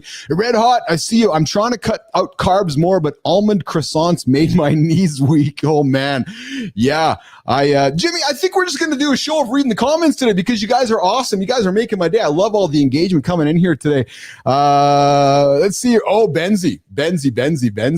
Your comment, I think we found another Porky's movie with today's titles. Yeah. Hey, what's up with Porky's? Who grew up watching Porky's like me? Right? And could they make Porky's in 2025? No. Dude, the creepiness going on there, man. And here's another movie that would not date very well. And I was reading some great stuff about this. You guys remember Revenge of the Nerds? Do you remember the scene of Revenge of the Nerds when they put those hidden cameras in the girls' washroom and the nerds were watching the girls shower? Really? There's a whole good time. There's a whole generation of men that were raised with that whole concept. Creepy motherfuckers. Nobody's making Porky's in 2025, and nobody's making Revenge of the Nerds in 2025. Not happening, man. Some movies that we watch just do not date very well at all, actually. And I'm with you, good time. There's no way that they're making that. Yeah, exactly. Let's see here. William Carmen, you look like a bro from MIB8. Oh, yeah, man, there you go. Let's see. Red Hot Chili Peppers. I just made stuffed peppers the other day with sausage and mushrooms and corn and stuff. Dude, I'm getting hungry listening to what you're eating there, man. That's fucking awesome. And then Posh Love comes back with, I can't find my business partner that manages the house. That's funny shit here. So, all right. Okay. So we're at 50 minutes mark of the show here. Jimmy, why don't we let's start the creator spotlight community corner so that when we have our next guest coming up here, Mac Don at the bottom of the hour here, we'll be rocking and rolling in with him. Galifianakis, I am the Senate. Zach, is it you? Dude, I'm a huge fan of Zach Galifianakis. If that's actually you, Zach Galifianakis, I would love to have you on my show. That's true story. Yeah, it would be so much fun to have you on the show. And while we're going to pull up the community corner segment, I got something for you guys here that I also find here, which is the recovery secret you might be missing. Quercetin. Quercetin's surprising benefits revealed. You guys ever feel like your workouts are great, but your recovery not so much? Well, guys, I found something that might be worth looking into, and we're going to talk about quercetin, the hidden gem of workout recovery that's flying under most people's radar. Now, before I go too far into it, guys, when we talk about these tips and helpful ideas to help you move forward, they mean nothing if we're not getting the foundational stuff in. What's the foundational stuff? Get your sleep in, get your good habits in, get your good proteins in, making good positive decisions on a regular basis. And then once we have the foundation set, we look at kind of these little additional supplements. And that's the key word, is the supplement, right? Not the replacement for what we're consuming. So when we're thinking about quercetin, I'm offering you guys additions to your already sustainable foundational lifestyle that you've built. Galifianakis, yes. Hold on a second. Let's get back up here. Are you a Star Wars fan? Red Hot? I am a Star Wars fan. Absolutely. I grew up with Star Wars. I'm going to date myself, man. I grew up with the first three. I absolutely grew up with them. And yes, Galifianakis, wish it was. Just a massive fan. I am too, man. I'm a huge fan of Zach Galifianakis. I'm a huge fan. And yes, Matthew, Fridays are the best. Keep the comments coming. The episode is evidence that ADHD is superpower. It's so true, Roofy. And let's see, Galifianakis, if you haven't subscribed, I invite you to subscribe to our channel. This is the only, guys, here's the thing. If you guys are having fun today, we get after it every single day here at 8 o'clock Eastern time, right here on YouTube. If you happen to wake up and you're over on X, we're there as well. And if you happen to be on LinkedIn, we're over there as well. As a matter of fact, I invite you guys to subscribe to me. Connect with me, follow me over on LinkedIn. We are building a business on LinkedIn, Substack, YouTube, X, all over the place. Like I said, we get after a live conversation daily here, 8 o'clock Eastern time. But hey, guys, Quercetin, it might be that hidden gem of a workout recovery that's flying under the radar. And it's a natural supplement that could and might be the key to faster recovery and better performance. Now, guys, optimizing recovery can mean the difference between feeling ready for the next workout or lagging behind. With quercetin's multifaceted benefits, reducing inflammation, improving energy metabolism, and enhancing muscle repair, you could transform your entire training regime. But again, guys, I'm going to pull my John Andersen out of here. If you're driving to Big Macs, if you're going to McDonald's for the Big Mac, if you're staying up for fucking 20 hours a day and sleeping for 3 hours a day, if you're not getting to the gym and you're wondering why you're not having any progress, and you're like, yeah, but I'm taking quercetin. Really? No. Again, I'm offering additives to what you're already doing because recent research highlights that quercetin, a plant-based derived flavonoid, is a powerhouse for post-workout recovery. And maybe some of these thoughts are doses of 500 to 1,000 milligrams daily over 1 to 2 weeks significantly reduce muscle soreness, lower markers like creatine kinase, and speed up recovery times. Unlike traditional supplements like BCAAs, which directly simulate muscle protein synthesis, quercetin works by reducing oxidative stress, inflammation, supporting overall cellular health, etc., etc. So, guys, combining quercetin supplements with your existing recovery protocol, your hydration, your protein intake, and your adequate sleep to maximize benefits. So, guys, what you're not hearing me say is, what I'm not saying is, get rid of everything else just to do the quercetin. Or I go, hey, guys, but Keith, I'm taking creatine and it's not working. Well, no, because you're fucking going to McDonald's all the time. No, it's because you're not getting your hydration in. No, it's because you're not sleeping. No, it's because you're not doing the right things. Right? We let's get the foundational things in, our non-negotiables, before we start introducing some of the additional supplements to our life. Eleanor Rigby, bro has epic voice. Hey, thanks, Eleanor. I appreciate that, brother. Eleanor, man, woman, I appreciate that. I've worked hard on having this awesome voice. Let's see what we got here. Polish Love, you need some soul food. Let's see here. I'm rolling up the comments here, Jimmy. Bring Jason and Grant. Ghostbusters. I wasn't a Ghostbusters guy. I don't know, Clody, were you a Ghostbusters guy? I wasn't a Ghostbusters guy. No, it just didn't resonate for me. Yeah. Can I put the supplement in a protein shake? You probably can. 100%. I bet you probably can. But again, what I think my thought process is maybe not have the protein shake. Try to stick to some whole nutrient food and focus on the protein shake as the supplement. Right. Let's see here. What else we got here? We got. Wow. There's my John Kraskin. Wow, a lot of comments coming. Jimmy, this might be the biggest, craziest episode ever done on the show here today, with all the activity happening in the comments. Posh love Doctors Who. Yeah, no, exactly. Okay, so guys, we at the bottom of the hour every single day, we do what's called the community corner, the creator spotlight. And what we like to do is we like to take our spotlight here in the lab. We like to shine it on somebody who's doing great work. One of the things you're going to notice about this show is very much rooted in kindness. It's rooted in leading with love. It's rooted in fun. It's rooted in harmless fun.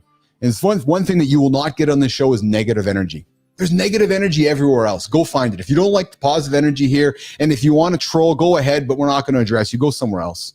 We're all about positive energy. We're all about positive vibes. This show is all about momentum. It's about kindness. Or as Matthew Roof would say, uncommon kindness. The hidden superpower we all can lean into. And why do I bring it up? because we're moving to a segment of the show which is called the Community Corner, the Creator Spotlight. And it's this part of the show we like to take the old Mornings in the Lab, the creator, the big light, and shine it on somebody in the community and celebrate them. And we do that both on the Substack platform and the LinkedIn platform. And before we have our guest, Mac Dome, joining us here in a few moments, who's here to talk about pornography and the challenges that porn have for all of us men, we're going to take some time to celebrate our first creator here in the segment.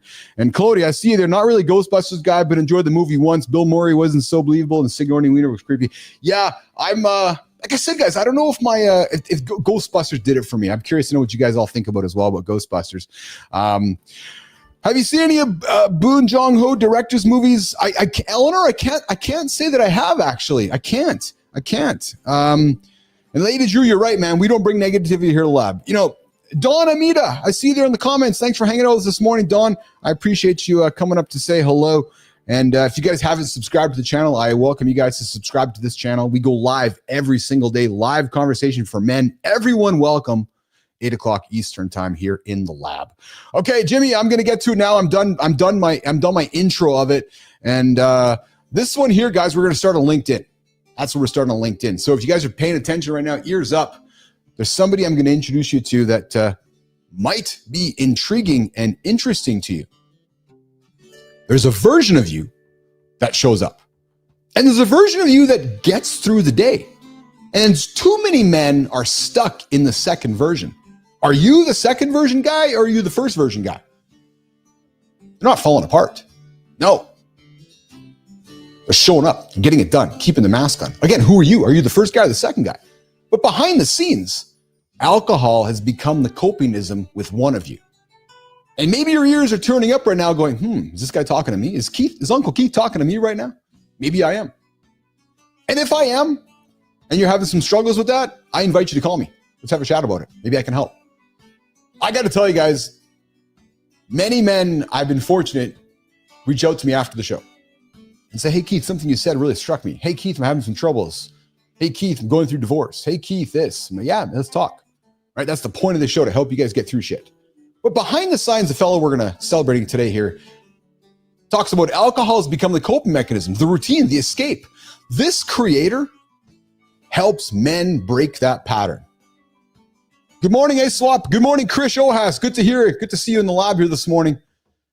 And this creator helps men break that pattern, not through shame, not through rules, but through structure, through clarity, through accountability that actually fits real life. Now, Jimmy, we're not pulling his name up yet.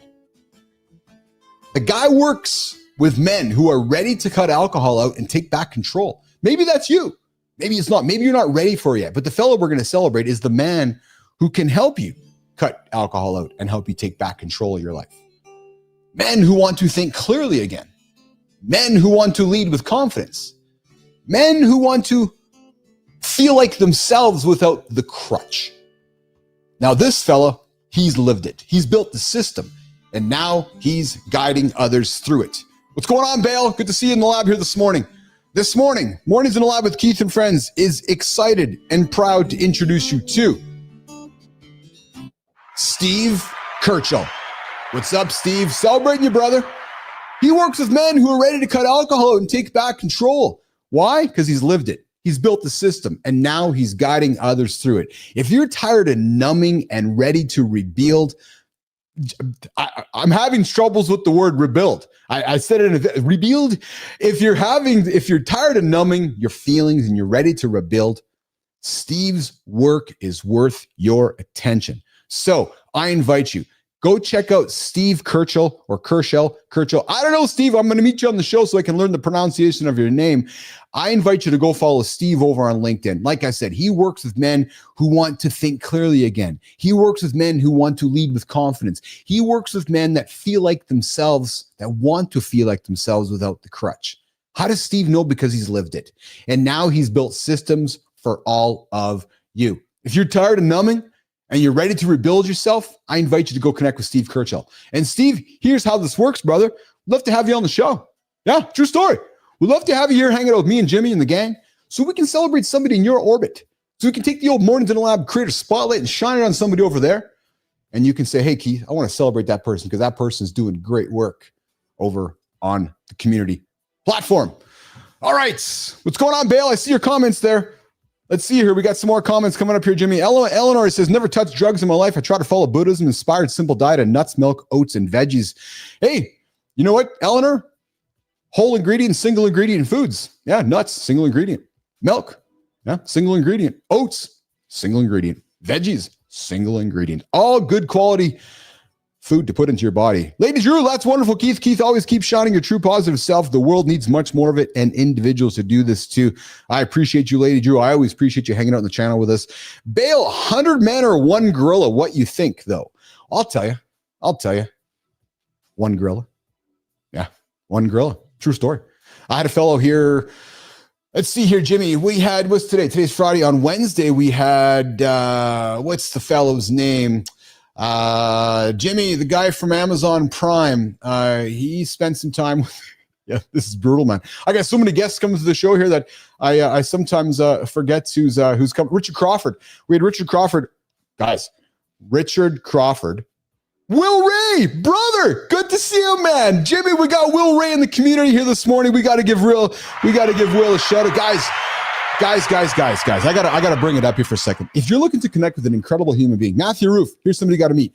If you guys are looking for an incredible human being who's been through the shit and who's built himself back up and continues to build himself back up and continues to fucking get after it every single day and is continuing to build an agency, when he said he wasn't going to build an agency all by himself, I invite you to go follow the Tech Dad on YouTube. You got to connect with Will Ray on LinkedIn. He will make your life better. Simple as that. Having Will Ray in your life will make your life better. I really can't put it any more simpler than that. So guys, go connect with Will Ray. Rufy, go connect with Will. He's over on LinkedIn. He's a solid human being. He hangs out with us on the show, and he is an incredible developer as well that you guys are going to want to connect with. Will, great to see you here, brother. Always fan having you up here. Good time, one. You think that, Will, I love you too, brother. I really do. And you know, and I'm not afraid to say those words. I know men sometimes get so uncomfortable with the words of I love you. Fuck that, man. I love you, man. I love all the good human beings that are out there. Let's see. Jacob, what guess? I just see one dude talking too much. Jacob, yeah. I love to talk because when my show's done, I'm done talking. Just done. Right, but we got Mac Dome joining us here in the green room. Mac, I see you there in the green room, brother. I see you there in both green rooms, the vertical and the horizontal. We're going to bring them up here in a quick second here. Let's see what else we got here. Yes, Rufy, you're going to connect with Will. That's awesome. And Mac, I see you're muted on the vertical, so we're going to want to get you unmuted on the vertical before we walk you into the lab. Okay, brother?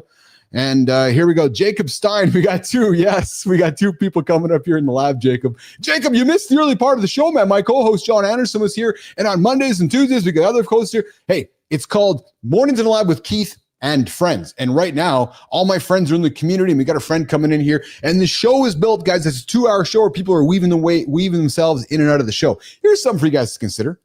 I'm just going to throw this out there. What's up, Negro? Hello. Good to see you here in the community. Many folks struggle with creating a podcast once a week, once a month, once every couple of weeks. Like, yeah, I'm gonna do my podcast. Not that I'm bragging, just gonna throw this out there that we do 8 podcasts every single day, 5 days a week. Yeah. 8 13-minute podcasts that end up being a 2-hour show we go at 5 days a week. So guys, there's no excuses not to get after your podcast. No excuses whatsoever. All right, Benzie, good to have you in here, brother. I love to have you on the show. Thanks for hanging out with me this morning. You get after it. Have yourself a good weekend, Lou. Benzie, we'll see you on Monday, okay? And Jimmy, I see your holy smokers. I think I have to pause. I think I have to pause and hold myself together for a second because Jimmy, I gotta find a proper sound effect for this. And now I'm just gonna do this one here. On behalf of Keith Bilous and producer Jimmy and the whole crew, we have now officially had the biggest audience ever live on Mornings Live with Keith and Friends. We broke the 1,000 barrier, guys. Thank you all to you guys all showing up this morning. And I'll tell you guys this, March 11th, 2024, when I launched this show, there's nobody here. Just me and Jimmy. Like, yeah, we're talking to the void. Yeah, just talking to the fucking void. Yeah. Now we got 1,000 people that have popped through the show here in the last hour or so, which is awesome. David Bryko, I see you, man. 25. Yes. So a lot of people rolling through the show here, coming and going congruently. But right now we've busted the 1,000 views here with tons of hours of watch time here on the show. So I'm really happy with that. Good time. Thanks, brother. I appreciate it. And good time. I'm always appreciative of your super chats. Guys, if you want to contribute, there you go. I've never said this before. I invite you guys to contribute to super chat. It's like 99 cents American. Boop, boop, just click the super chat and we'll call you out here. Okay, so I'm going to get to the part of the show here where we got a guest coming in here. And Jimmy, I'm just getting my notes together here. Jimmy. All right, so I'm going to set this one up. I'm going to set this one up very specifically because, guys, I want ears going up on this one. Ears up to everybody. The fella coming in right now, I don't know if I haven't met this guy yet. Just going to state that out there. We celebrated him a couple weeks ago, but I don't know if I've met somebody as vulnerable. I haven't even met him yet. I don't know if I've met somebody as vulnerable as this fellow is going to be. Because I don't know how many of you men out there talk about your porn addiction or your desire to go consume tons of porn or your desire just to go and fucking beat it left and right, beat, right? Just going after nonstop. I don't think a lot of men acknowledge it. Fuck, this guy did. This guy put his hand up and said, yep, I quit porn and I'm building an empire in my RV to help you guys quit porn as well. We talk about alcoholism, we talk about drugs, we talk about the sins in our life, but yet there's this porn thing that really sits over there. It's just clouded in judgment. Judge. Yet this guy is like, yeah, I'm going to take all the fucking judgment. Take it all, you guys. Judge all you want. Mac Dome is the founder of Porn Free Millennial, a transformative platform empowering individuals to break free from pornography, addiction through practical strategies, and authentic community support. By day, Mac is a business process design lead consultant for a Fortune 500 company, enhancing national operational excellence. He uniquely merges identity-based habit transformation with emotional and relational healing, all from his adventurous life on the road, living full-time in his RV across Colorado. And I got to tell you guys, I have some guests that can't figure out their technology to get onto this show, but this guy is doing the show from his RV somewhere in Colorado. Today's guest ditched porn addiction, fit presenter. I see you, brother. Corporate cubicles and traditional homes. Now he's running his coaching empire. So nation, I invite you to sit back with me and welcome Mac Dome to Mornings in the Lab with Keith and Friends. What's going on, Mac? Oh, you're muted. No, you're good, brother. You're good. How are you, pal? Yes. Happy to have you here as well. So, dude, I gotta tell you, man. Mike's side, ugly Adam Tate. No, I'm actually a much better Adam Tate for sure. I am 100%. Growing the show one day at a time. Awesome work, Holright. I appreciate you. So, Mac, dude, man, we celebrated you in the community corner a couple weeks ago, and as I said with my intro, I think I'm in love with you just for your vulnerability. And I'm being serious because for you to fucking stand up and say, yep, I'm that guy. Like, dude, where do we start? You're muted on horizontal, pal. You're muted on horizontal. Okay, here we go. There you go. Hey, okay, there we go. So, you're talking about how good I was with technology, and here we are. No, but basic season, we're talking to Mac Dome. We're talking about addiction to pornography and how we can get past it by a man who's leading that conversation. And I'm going to step aside and give you nothing but props, brother. Where do we start? Yeah, so I think for me, like a lot of people that I've talked to, porn started at an early age. So for me, it started at 10 years old when I was first introduced to it. And I'd say I was really addicted to it for 20 plus years. That'd be compulsive use. Basically using it when I knew I didn't want to do it anymore. I quit multiple times porn, but I'd white knuckle it. You know, I'd quit for a bit and then it'd come right back up. I'd quit for a bit, it'd come right back up. When I look at the obituaries of all the relationships I've had with women in my life, porn was always that culprit at the very back. And what really drove me to start talking about this publicly was my divorce. So I was in a 5-year marriage, had basically everything that you could ask for, you know, great job, bought our first house in the basically right by the Garden of Gods in Colorado Springs, which I don't know if you've ever been there before, but I have. Yeah. It's a beautiful area. We could literally see it from our deck from the bedroom. So painting the picture of just I had everything really you could ask for: a loving wife, great family, all this stuff. But I had this porn addiction that I didn't quite take care of. And it started to creep up early in the marriage. I'd say about 6 months after getting married, it came back again. And I just wasn't honest about it. And that's really why I focus a lot on vulnerability and being honest and having these conversations, because I saw like what damage it did in my life, what damage it caused, the one that I loved, that, you know, ended up ending our marriage because I think she was just tired of the lies, tired of just putting up with it, to where I'd go on these streaks of sobriety.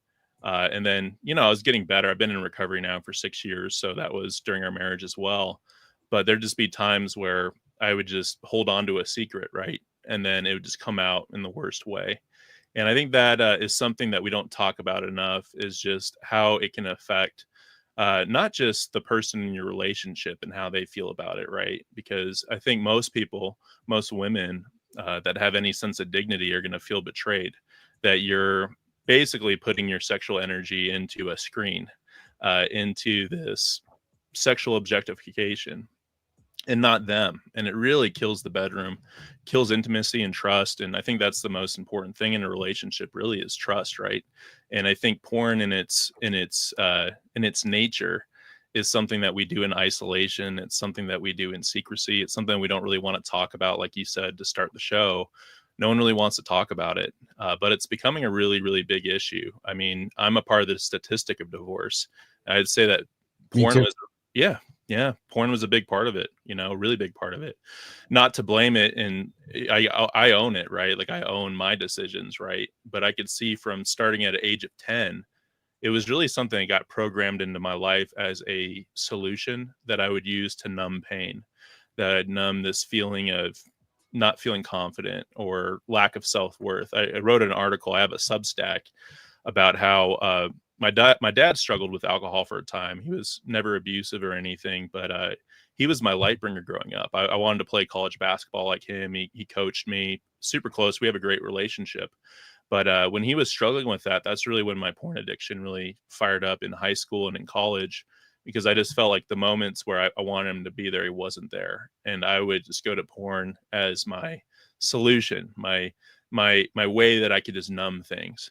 And that really became internalized over time. And then it would show up in the marriage where, hey, if we're having a tough conversation, or if I'm not feeling like I'm being a good enough husband, it was just like this never ending shame cycle. So that's really why I talk about it, just because I went through so much pain in my life, and I inflicted pain on other people that I'd never thought I could. And a lot of it was at the heart of me going to porn versus going to something else that's healthy. Something like, I think you were talking about, me being in my RV, traveling around the country, fishing, hunting, being with friends, connecting with my faith. Those are the things that really matter at the end of the day in life. It's not masturbating to a screen.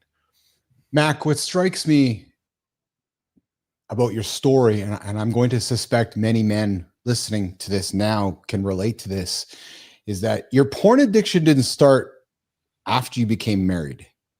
My point is that you went into your marriage knowing you were battling this. And I'm going to make an assumption here, take my glasses off, have a serious conversation with you. I'm going to make an assumption here that as you went into your marriage, you were convincing yourself, I'm going to get married.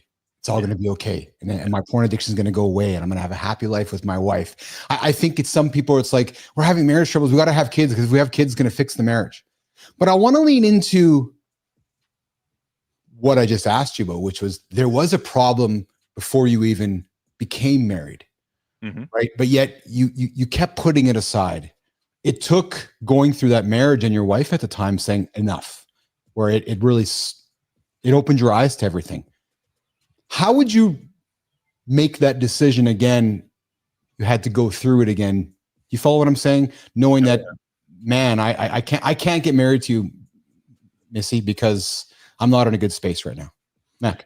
Yeah. Well, I'm actually in a pretty serious relationship right now. Good for you. And it's been porn free the whole time. It's a you know what I love about that though? I'm glad you shared that with me. But B, the fact that she knows. Oh yeah. when you go into this relationship, and I use a metaphor, you're standing there completely naked and raw. All my vulnerabilities, all my fears, all my fuck ups, just tattooed all over me, Missy. And the fact that she still leaned in to love you, how does that fucking feel? Oh, it's great, man. I mean, it was our 4th date. We went salsa dancing at a Mason Lodge basement, Yeah, yeah, yeah. which was hilarious. But it was in my alma mater. I went to Colorado State University in Fort Collins, beautiful city. But yeah, I knew the question was gonna come up, like what led to your divorce, right? Because that's a really important question. You're dating somebody and you're Yes. dating for marriage. And I just told her, and then I said, here's what I'm doing about it. I have a podcast, I coach people, I write, and I'm paying it forward to other people. And I'm showing people as I'm going through recovery, right? I'm not somebody that's been porn free for 20 years. I'm someone that's still going through it. I'm doing well in my recovery. There's always things to do better at, but it does feel great to be in a relationship where I can just put it out there on my terms. It's nothing that she has to discover, which I found out the hard way, going into marriage at a younger age in my 20s. I think a big thing to think about, and it was kind of a question you asked a little bit, was just like, what would you do differently? Mm-hmm. I think a big thing about it that really breaks the power of porn is just talking about it with a friend, talking about it with somebody that loves you unconditionally, that respects you. Because I've found that people respect you more when you're more vulnerable about what you're struggling with. 100%. And I've found that through my podcast and through my writing, it resonates with people just because I feel like I can kind of help break the door open for somebody to walk through and give them that courage that they can do that in their own life. Because we all have that courage within us. We all have that power within us to be honest and to be vulnerable, right? And that's just part of what I do. I think that's the biggest thing is helping people change their perspectives on it. Because I think it's one of those things, like, think for men where we just laugh about it. But then when we're away from the crowd, we're kind of like, oh yeah, like this is actually a problem. Like I can't stop. I want to stop, but I can't stop. And yeah, I'm just here to say that you can, it's not really about stopping it. It's just about living a different life to where it just doesn't fit in anymore. It doesn't have any space because you're already doing so many awesome things to where like, Yes. why would I want to like lock my door and hide from my girlfriend and go masturbate to a screen? I'd rather like be with her and be intimate and to experience life with clarity and with clear eyes, with a clear mind. And I think that's what porn does. It clouds things, right? And it's always like that. I call it like the monkey on your back.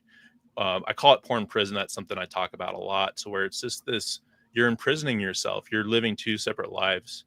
Mm-hmm. And it feels so much better. And I was listening to the show earlier. You were talking about just being authentic and being yourself. I'm truly being myself, and it feels great. Because, well, dude, if you're out there admitting to porn addiction, I don't know how that's not admitting to yourself. And I mean that right. With love and humor and vulnerability, because not a lot people say, yeah, I have a drug addiction or I have an alcohol addiction. And listen, man, I'm not trying to make fun of any of it. That's not my, sure. But when somebody stands up and says, oh yeah, I'm a fucking porn addict. Mm-hmm. I don't know how you can be any more raw than that. And when I hear you say that, I want to lean in and be more curious about you, because I'm like, holy fuck, this guy's real, man. Like this guy's a real human being. Like that. There's power in that statement you're making. Yeah, man. And I mean, I'll just say that my addiction took me to places I never thought I would go. I mean, the lowest I went was actually calling the suicide hotline. When I got back from this bachelor party that I probably shouldn't have went on. I was mainly getting people out of trouble, but still had myself in a not a great place for a married guy to be. I'm someone that's never even been to a strip club in my life. And I was in this like place in Colombia where it was, seemed like the whole place was a strip club. And I found myself there because I think at the time I had a relapse about 2 month or 2 before that I held secret. And I held on to it. And I said, I'm never going to tell her because I was sober for 2 years and then I had a lapse. And then I went on this trip, got back, and then all the truth came out, not directly from me, but through questioning. And I think for her, that was just like the final like straw of just like, I can't keep going through this. And at that moment, I remember just losing my sense of identity and completely having a breakdown. Really, I've never really struggled with that, like depression or feeling like those thoughts. But it really came to me that I'm like, I don't really want to be around here anymore. I don't want to deal with this. I've screwed so many things up, and I just don't want to go on. So I just remember I was like hysterical, just saying like, what does it matter? Like, what does it matter? And called the hotline. And this is something I've talked about in some of my podcasts, but the one thing left in my life was God, was Jesus Christ. That was the one thing I held on to. It felt like I was in this river, like I was being drowned. And it was the boulder that saved me. And if you hit a boulder going down a river, it's not a good feeling. It's going to hurt really bad, but you're alive. Yeah. And I look back at that moment and I'm so happy that I chose to keep going on. And I chose to, even though I knew at that point that I think we went another year of marriage to try to fix it. But I knew at that point, hey, if I end up getting divorced, I'm going to do something with my life that has meaning and purpose. And I'm going to help other people that could be in this situation, or because it could happen. I think there's a lot of porn podcasts, which are great, where they fix their marriage and things are great. Not great all the time, but they didn't get divorced. Well, it didn't quite happen that way for me. And I think that happens for a lot of people where, it's just the door closes on the marriage or the relationship and there's a lot of mess afterwards. So I think having a proactive approach to it and thinking ahead a little bit can really be helpful for people. Enrique, I see your comment there, and I'm going to address your question. It's why are anti-porn guys always evangelical Christians? And I don't know if that's the correct question. I think the question really is, and I think what you're saying, like, I don't think that what you're hearing from Mac and Keith is anti-porn. What we're talking about is how porn, like any addiction, works its way into our life. Matt didn't wake up, he's like, yeah, I'm going to become a fucking porn addict. Just my purpose in life, I'm become porn addict. I don't think people are waking up going, I want to become an addict. So I don't necessarily know if we want to relate the fact that Mac has found faith in God, always has. And I don't know if we want to find the connection between the two of them, because they're both very different in my point of view. But Mac, you've lived through the pain of both divorce and, if I may, currently addiction. What has been the most unexpected lesson for you in healing? Oh, the most unexpected lesson in healing. Well, maybe one I didn't expect at the time when I started recovery 6 years ago. But I think that the most unexpected, I think, is just the levels of bliss and peace that I've had in my life. I didn't really think that was attainable going through a divorce. I got divorced 2 years ago. So I've been on the road in my RV for 2 years now. But I think there's moments in your life where you just feel like, how can things get better? How can I get out of this pit that I'm in, where you really feel like you're really at the bottom? And I think that was unexpected for me. Is I've just had so many days where I'm just in the present. I'm not really thinking about the past or the future. I'm just living in the present. And that's all we have, right, is the present. Yes. And it's a gift, really.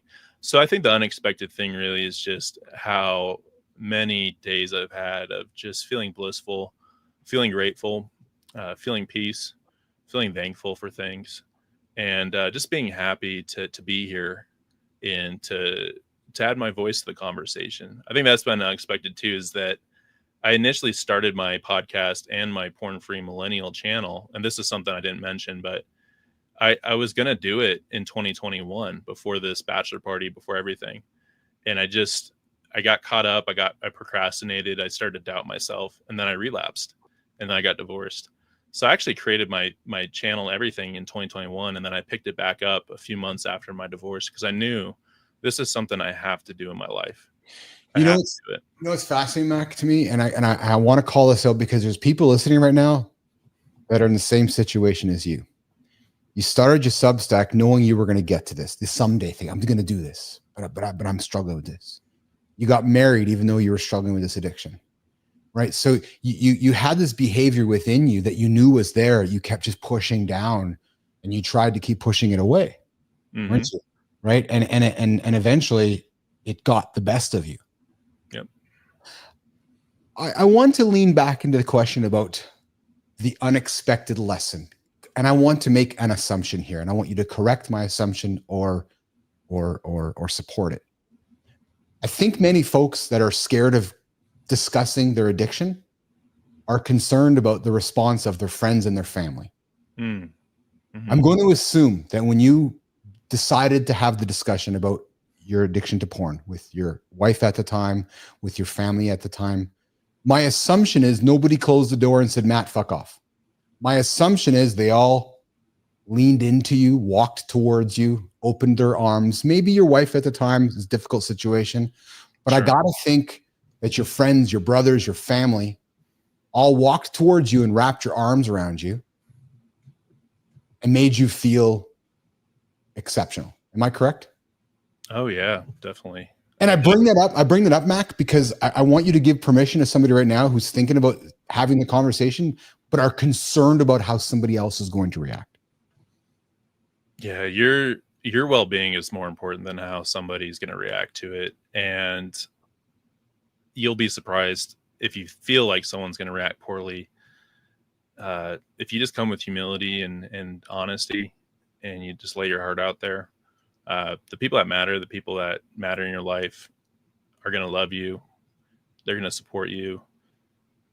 The really cool thing about this whole thing has been my little brother and I started our accountability together 2 years ago. Oh, wow. So we send each other daily check-ins around noon every day. We'll send each other a voice memo. And it's been so cool because my little brother, he's 6 years younger than me. He's already been my best friend. Yeah. But we've gotten so much closer because we don't just talk about how we're doing with porn, but we're just talking about how we're doing in life. I mean, because that's really what it's about. It's not really about quitting porn, or if you struggle with something else, with alcohol or drugs. It's really about just living a holistic life that's has purpose to it, that you feel like you're moving towards something. I think someone said in the chat something about connection, and addiction is disconnection. That's totally right. And with porn too, porn's very unlike alcohol, where alcohol, like you could go to a bar and be with friends and stuff. Like porn's something that you do on your own. You do in your secrecy. You don't tell anyone about it. Like you don't go to your friend's house, like your best friend's house, say, hey, like let's go watch porn together. Maybe some people do, but that's not normally something that you would do with somebody else, right? So I'd say what makes it, my little brother is also a therapist, and he was talking about all the clients that he talks to. Porn happens to be even harder sometimes to quit than other like things, because it's not going to put you in a body bag, right? Like you could watch porn all day. You're not going to go to the hospital. You're not going to overdose. It's going to do a lot of stuff to your brain, to your neurochemistry, other things like that, your sleep, how you treat people. But at the end of the day, it's not something like alcohol or drugs or like a substance that's actually going to you're not going to die. So that's why it's tough, because we put these justifications out there of, okay, well, at least I'm not doing that, or at least I'm not doing that. And that's where it gets so embedded in our lives, because it's so accessible, it's free, it's anonymous, right? And it's in our pocket, and it's in our pocket every second of the day. Oh yeah. Like it takes an extraordinary amount. Like you have to build up this, not just a resistance, but an identity to where you're just like, I'm not going to look at this stuff. It doesn't benefit me. It doesn't benefit my life. It doesn't add any value to my life. And it's really getting there is, I think, when it starts to change to where it becomes less and less attractive. Yeah. That was Will Ray, my buddy Will Ray, coming in with addiction comes from a disconnection. Connection is how you combat that. Mm-hmm. So what better than a connection to a higher power? Mm-hmm. Will, I appreciate that, brother. And I know many of us in the show here, I know Marty's subscribed to that, which is, there certainly is that to lean into. Lady Drew, many addictions are hidden in one's family genetics. Yep, true story. Matthew Roof coming in with recovery starts with admitting your helplessness and giving over to a higher power. There's that theme, isn't there, Mac? For some, it's Jesus Christ, but to each person has to find their own. Very, very true. We all need to find our own. And Rufy is mine is the power to give to others and spread kindness. And Rufy is all about uncommon kindness. Mac, as we work towards, and I feel like I can talk to you for the whole hour, so I want to be respectful of everybody's time here. Yeah. Before I get to rapid fire, a quick question: what's a common recovery strategy that you see failing often? White knuckling. Interesting. It's not really like it's a strategy that everyone employs, and it fails like every time. Okay, what's the solution? Okay, guys, white knuckling is not working. Fuck don't tape your knuckles up. It's not going to happen. What's the solution to white knuckling? Yeah, and white knuckling, just to define it in my terms, is just doing it alone. Just saying, hey, I can do this alone. I don't want to burden anybody with this. I'll figure it out. That's like what white knuckling is you're basically just saying, I'm going to do it on my own. And without any strategy, really, it's just like, I'm just not going to look at it. And the more someone told me this, it's like kind of like someone saying, hey, don't look at that black dog. And it's like, okay, well, now you put it in my mind about the black dog. So now I'm thinking about the black dog. That's kind of like how white knuckling is with porn, is like, I'm not going to look at it. And then that's all you're thinking about is not looking at it. And then you look at it. So, I mean, like in the comments, I think the antidote to that is connection. Yes. Is not doing it alone. Like that's the biggest thing. And it's such a huge moment. It's so simple, but it does take a lot of courage, right? Matt, it's the point of this show. It's the point of this show. The point of this show is to help men wake up with positive energy and make positive decisions. Eat whole foods, put the porn aside, go love your wife. We always joke about life expectancy work. We know that if we're all having sex more, we're all living longer. If you're connected to your wife or your partner, you're going to live longer. So I'm with you, man. This show is built to talk about the things you talk about, which is no white knuckling, guys. Come on the show, hang out with us, start your day, come back tomorrow. Right. And get right. And it's that community, that connection point. And I pride myself. And then I see these comments coming in here, man. And I'm feeling the gratitude because we're creating a safe space for men like yourself. And that's why I celebrated you, man. When I saw your stuff on Substack, I'm like, holy fuck, I got to talk to this guy. I appreciate this guy's got to be on my show. This guy's got to be my show because this guy is leading a conversation that not many men are. So I applaud you, brother. Let's lighten it up because you know what I want to do, Mac? I think I want to bring you back on another episode with myself and John and Marty here, and we'll have a longer conversation with you. It's clear by the comments from the community. It's clear by our engagement. There's substance here. And I want to move our substance to a little bit of fun here, and before we wrap it, and then have it back because listen, porn addiction and porn is not going away.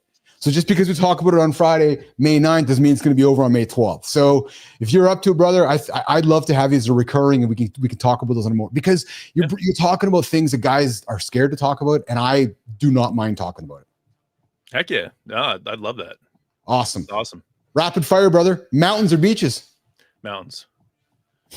Weird. Colorado, baby.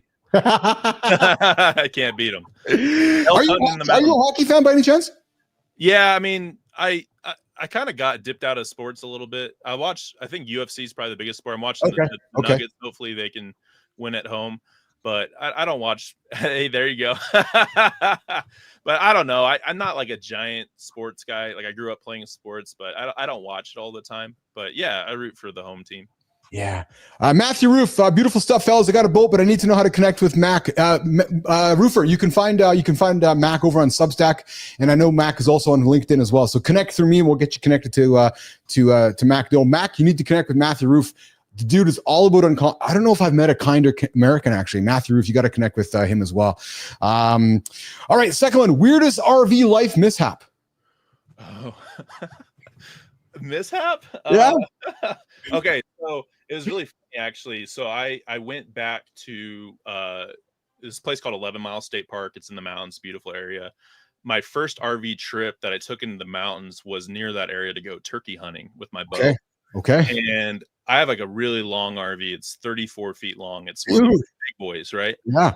And I was retracing where I camped last week. I was driving up there. I went turkey hunting after work.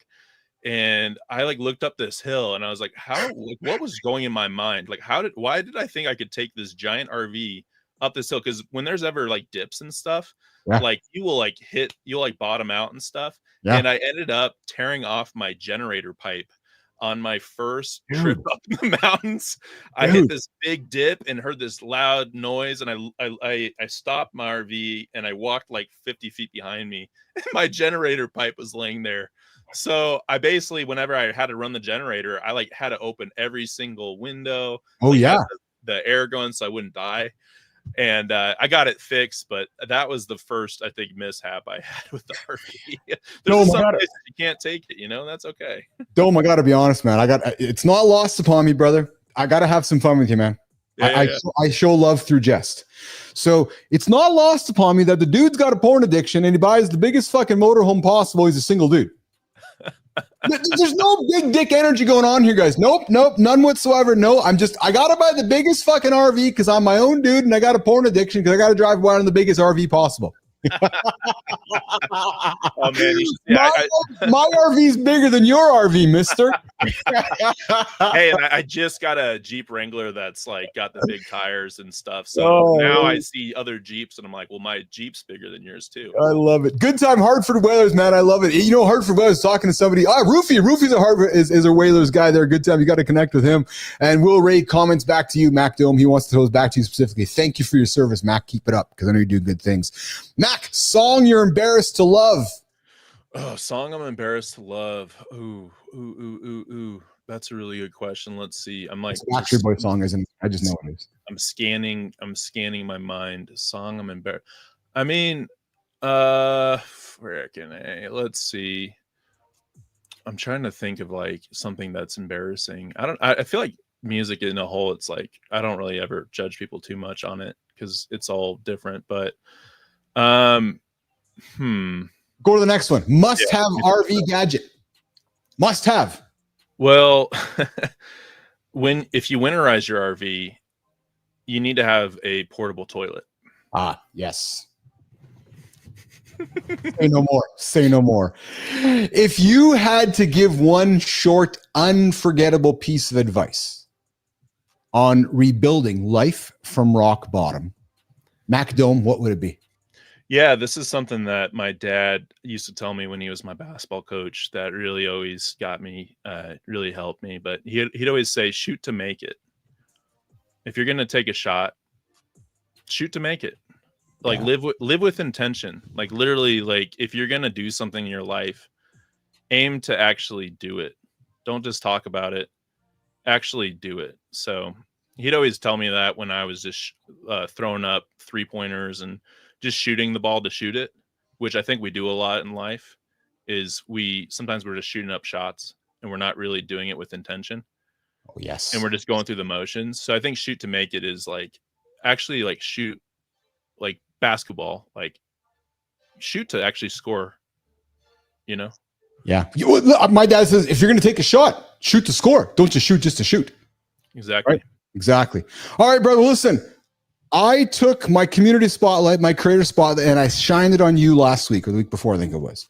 And then I said at the end of that video, I said, Mac, I want to have you on the show to meet you. And then part of this is I want to hand you the light so we can pay it forward. And this is one of my favorite parts on this segment of the show because it's all about building community and shining life forward. But guys, here's how this segment works. You can't separate the pain from the body or the burnout from the soul because it's all connected. And that's exactly how this creator approaches her work. Oh, we got her.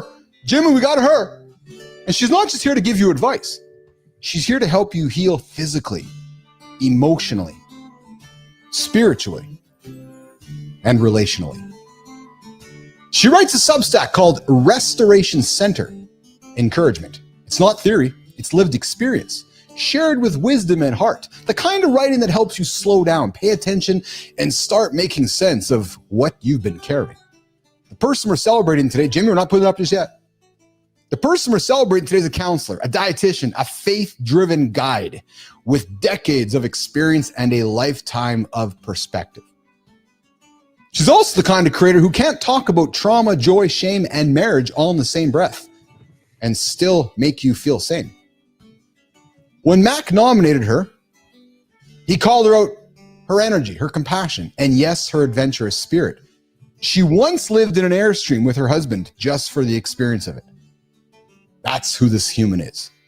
This morning, Mornings in Live with Keith and friends, on behalf of producer Jimmy, myself, and Mac Dome, we are excited to introduce you to Jeannie Hoskin.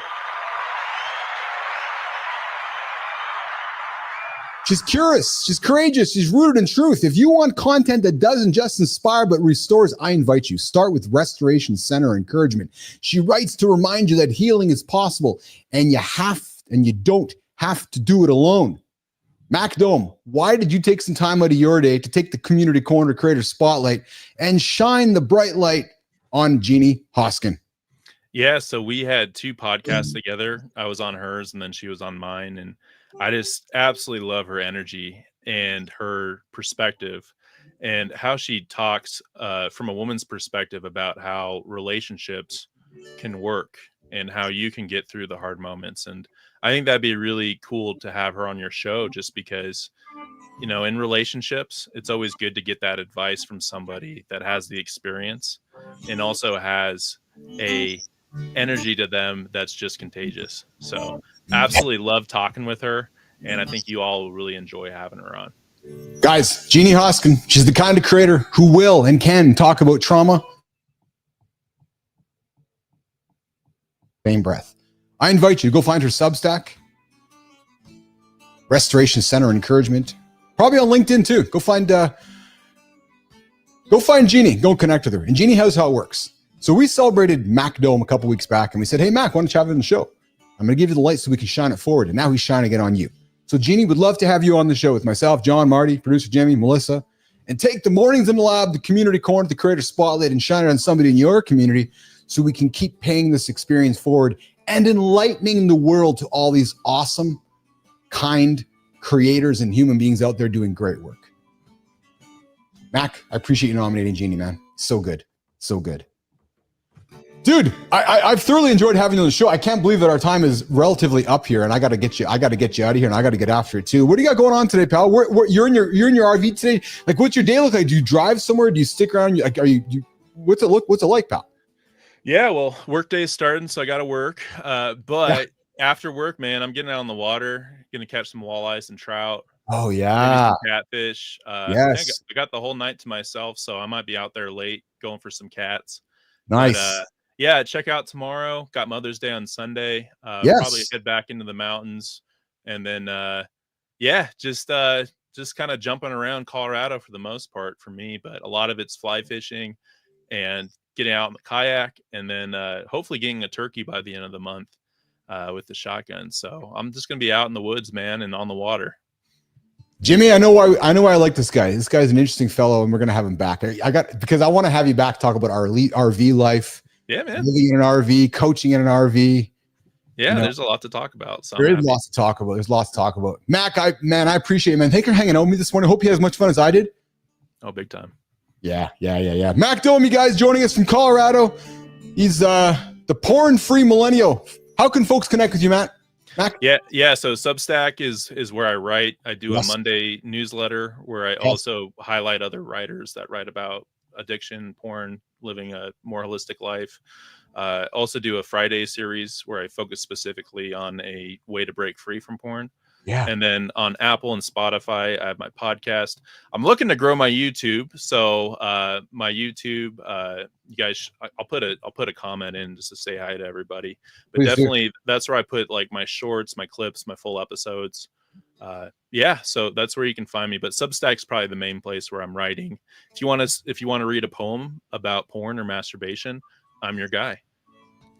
There you go. If you want to write a poem about masturbation and porn, Mac Dome's your guy. Porn Free Millennial on Substack. Mac joined me here this morning in the Community Corner.